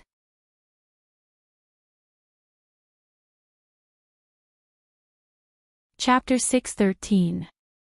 At this time, if there were still people who did not understand the purpose of County Uncle Li's appearance, they were not qualified to stand in today's court. Of course, it was impossible for His Majesty to arrest all the corrupt officials in the court or drag them out to be beheaded. Not only would the court collapse, but the entire official system of the Jing kingdom would also collapse. However, corruption was real. His Majesty could not pretend that he did not see it. If he downplayed it, this phenomenon would become more serious in the future. His Majesty needed a way out, and some officials in the court also needed a way out, or a chance to atone for their crimes. Now, this opportunity had appeared. After an official from the Ministry of Revenue walked out, another official stood up and said with a serious face, "Your Majesty, the students of the Mathematics College are the future pillars of the court. I am willing to donate 5,000 taels to the Mathematics College." As soon as he finished speaking, another official followed, "I am willing to donate 8,000 taels to the Women's College. I am willing to donate 10,000 taels to the Academy of Sciences. Your Majesty has worked hard for the country and did not hesitate to reduce the expenditure of the inner residence. I am deeply ashamed and am willing to donate half of my family property." All the officials in the court had never been so patriotic and so loyal to the emperor. For the sake of sharing the emperor's worries, they would easily donate thousands of taels. In the future, it would definitely be a heavy stroke in the history books. During the reign of Jing He, the emperor was benevolent and reduced the taxes of many affected states, causing the national treasury to be empty. In the second month of the third year of Jing He, the officials were generous and donated nearly 1,000,000 taels of silver in one day. Some even donated half of their family property. They were the role models among the officials and were used by many emperors in the later generations to spur the officials. In the Golden Hall, Emperor Jing sat steadily on the dragon throne. The expression on his face was much more relaxed than before. No one knew when a table had been moved to the front. Deputy Minister Ma of the Imperial Censors sat there and took notes. The officials lined up one by one and fought to be the first to donate their family property. For them, this was not giving away their wealth, but fighting for their lives. All the officials present had already left a criminal record with His Majesty. His Majesty did not seem to want to pursue the matter, but under such circumstances, if anyone pretended to be stupid, their ending would not be much better than those who had been dragged out. Some officials didn't even know how much they had embezzled. At this moment, they had to make a rough estimate. They could only give more, not less. If they didn't have enough money, they had to sell everything they had and scrape together the money. If His Majesty found that the amount was not right after the comparison, he might use their official positions or their heads to make up the number. If they really couldn't come up with the money, they could only donate more than half of their family's wealth and use their sincerity to influence Her Majesty. Ma Zhongxing sat upright in front of the table, his hand writing in a very upright manner. He raised his head to look at the official who was walking over and smiled. "Lord Su, tens of thousands of taels. 20,000, Lord Zhou. 10,000, Wei, 5,000. Kid, tell me honestly. Did you come up with this idea?" Old General Shui stood behind the pillar and asked Li Yi. "Old Shui, you're wrong. This kind of thing isn't something a kid can participate in." Li Yi waved his hand and shook his head. Old General Shui's face was full of disbelief. If this kid didn't mess up with Her Majesty, if this kid didn't collude with Her Majesty, why would he remind them to seize the opportunity? Li Xian was about to walk over when he was pulled back by Li Yi. Li Yi looked at him and asked, "What are you going to do?" "Donate money." Li Xian's face was full of doubt as he asked, "So many people have already donated. Aren't you going to donate some?" Old General Shui shook his head. Mingsu looked at him but didn't say anything.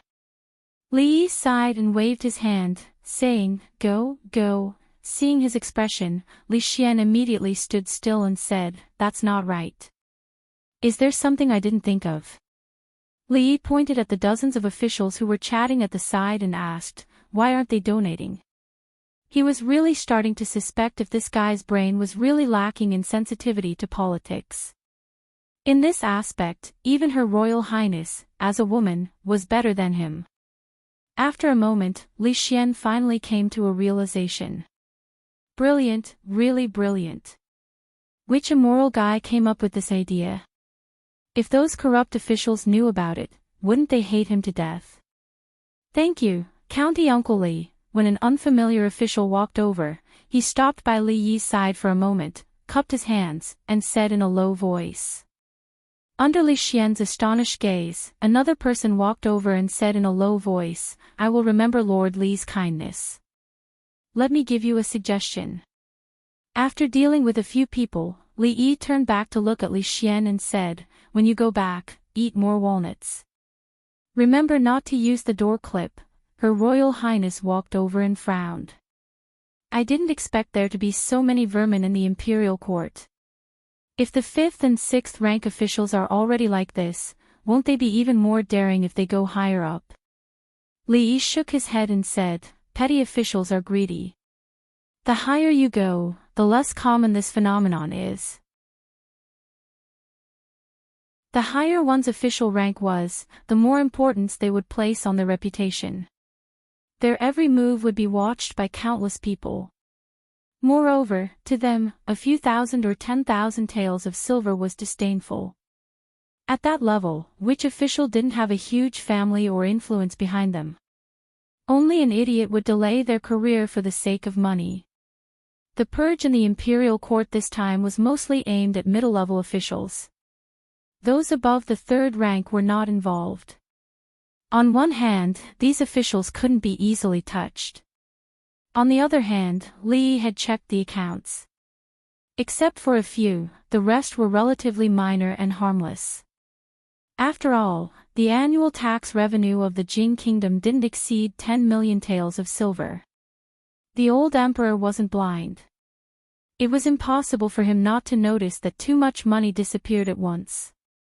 Of course, this was the capital, where the emperor lived. The situation outside the capital was definitely more serious than here. The old emperor was really obsessed with money. The morning court session lasted for a long time. The morning court session still exceeded everyone's expectations. There was thunder, but it didn't last long. More of it was a light breeze and drizzle. The difference was that if someone didn't know what was good for them, the drizzle might be followed by thunder. They knew how much they had taken. This time, His Majesty was merciful and only punished a few typical people. As for the others, if they took the initiative to donate money, they wouldn't be held accountable. But it was only this time. Even if they avoided this time, they might not be able to avoid the next time. From now on, some people in the imperial court would have to be careful. If they went out of line again, they would have to settle old and new accounts at the same time. Of course, in the eyes of those officials who weren't affected, His Majesty's move was extremely brilliant. After today, the situation in the imperial court would change greatly. All the forces would be reshuffled, especially the King of Shu, who would suffer heavy losses. Among them, the Qin family, the Chen family, the Cui family and a few other big families would suffer heavy losses, but it wouldn't shake their foundation. However, for those officials who didn't have a solid foundation, His Majesty had a handle on them. They could only pray for themselves in the future. It could be foreseen that His Majesty's control over the entire imperial court would reach its peak in the future. It would even reach a peak that none of the previous emperors of the Jing kingdom had reached. Your Majesty, about the matter of the cultivation lake in the academy. In the rear hall, Li Yi looked at Emperor Jing and asked tentatively. 30,000 taels. Emperor Jing seemed to be in a good mood. He waved his hand and said, I will only give you 30,000 taels. You can figure out the rest yourself. After a moment of shock, Li Yi immediately cupped his hands and said, Thank you, Your Majesty. I will leave first. Looking at his decisive action, Emperor Jing's expression froze and he asked, How much money did you originally want from me? Li Yi had already stepped out of the hole. He turned his head and said, Your Majesty, I had originally planned to ask for 50,000 taels of silver, but the national treasury is tight. I will think of a way to get the remaining 20,000 taels of silver. Should I have said 10,000 taels just now? After Li Yi's figure disappeared, Emperor Jing touched his chin and said regretfully. Chang De thought for a moment and said, judging from County Uncle Li's decisiveness just now, I'm afraid 5,000 taels is also possible. You're tuning into the Journey of the Soul YouTube channel. Don't forget to subscribe and join us on this journey to catch the most captivating stories.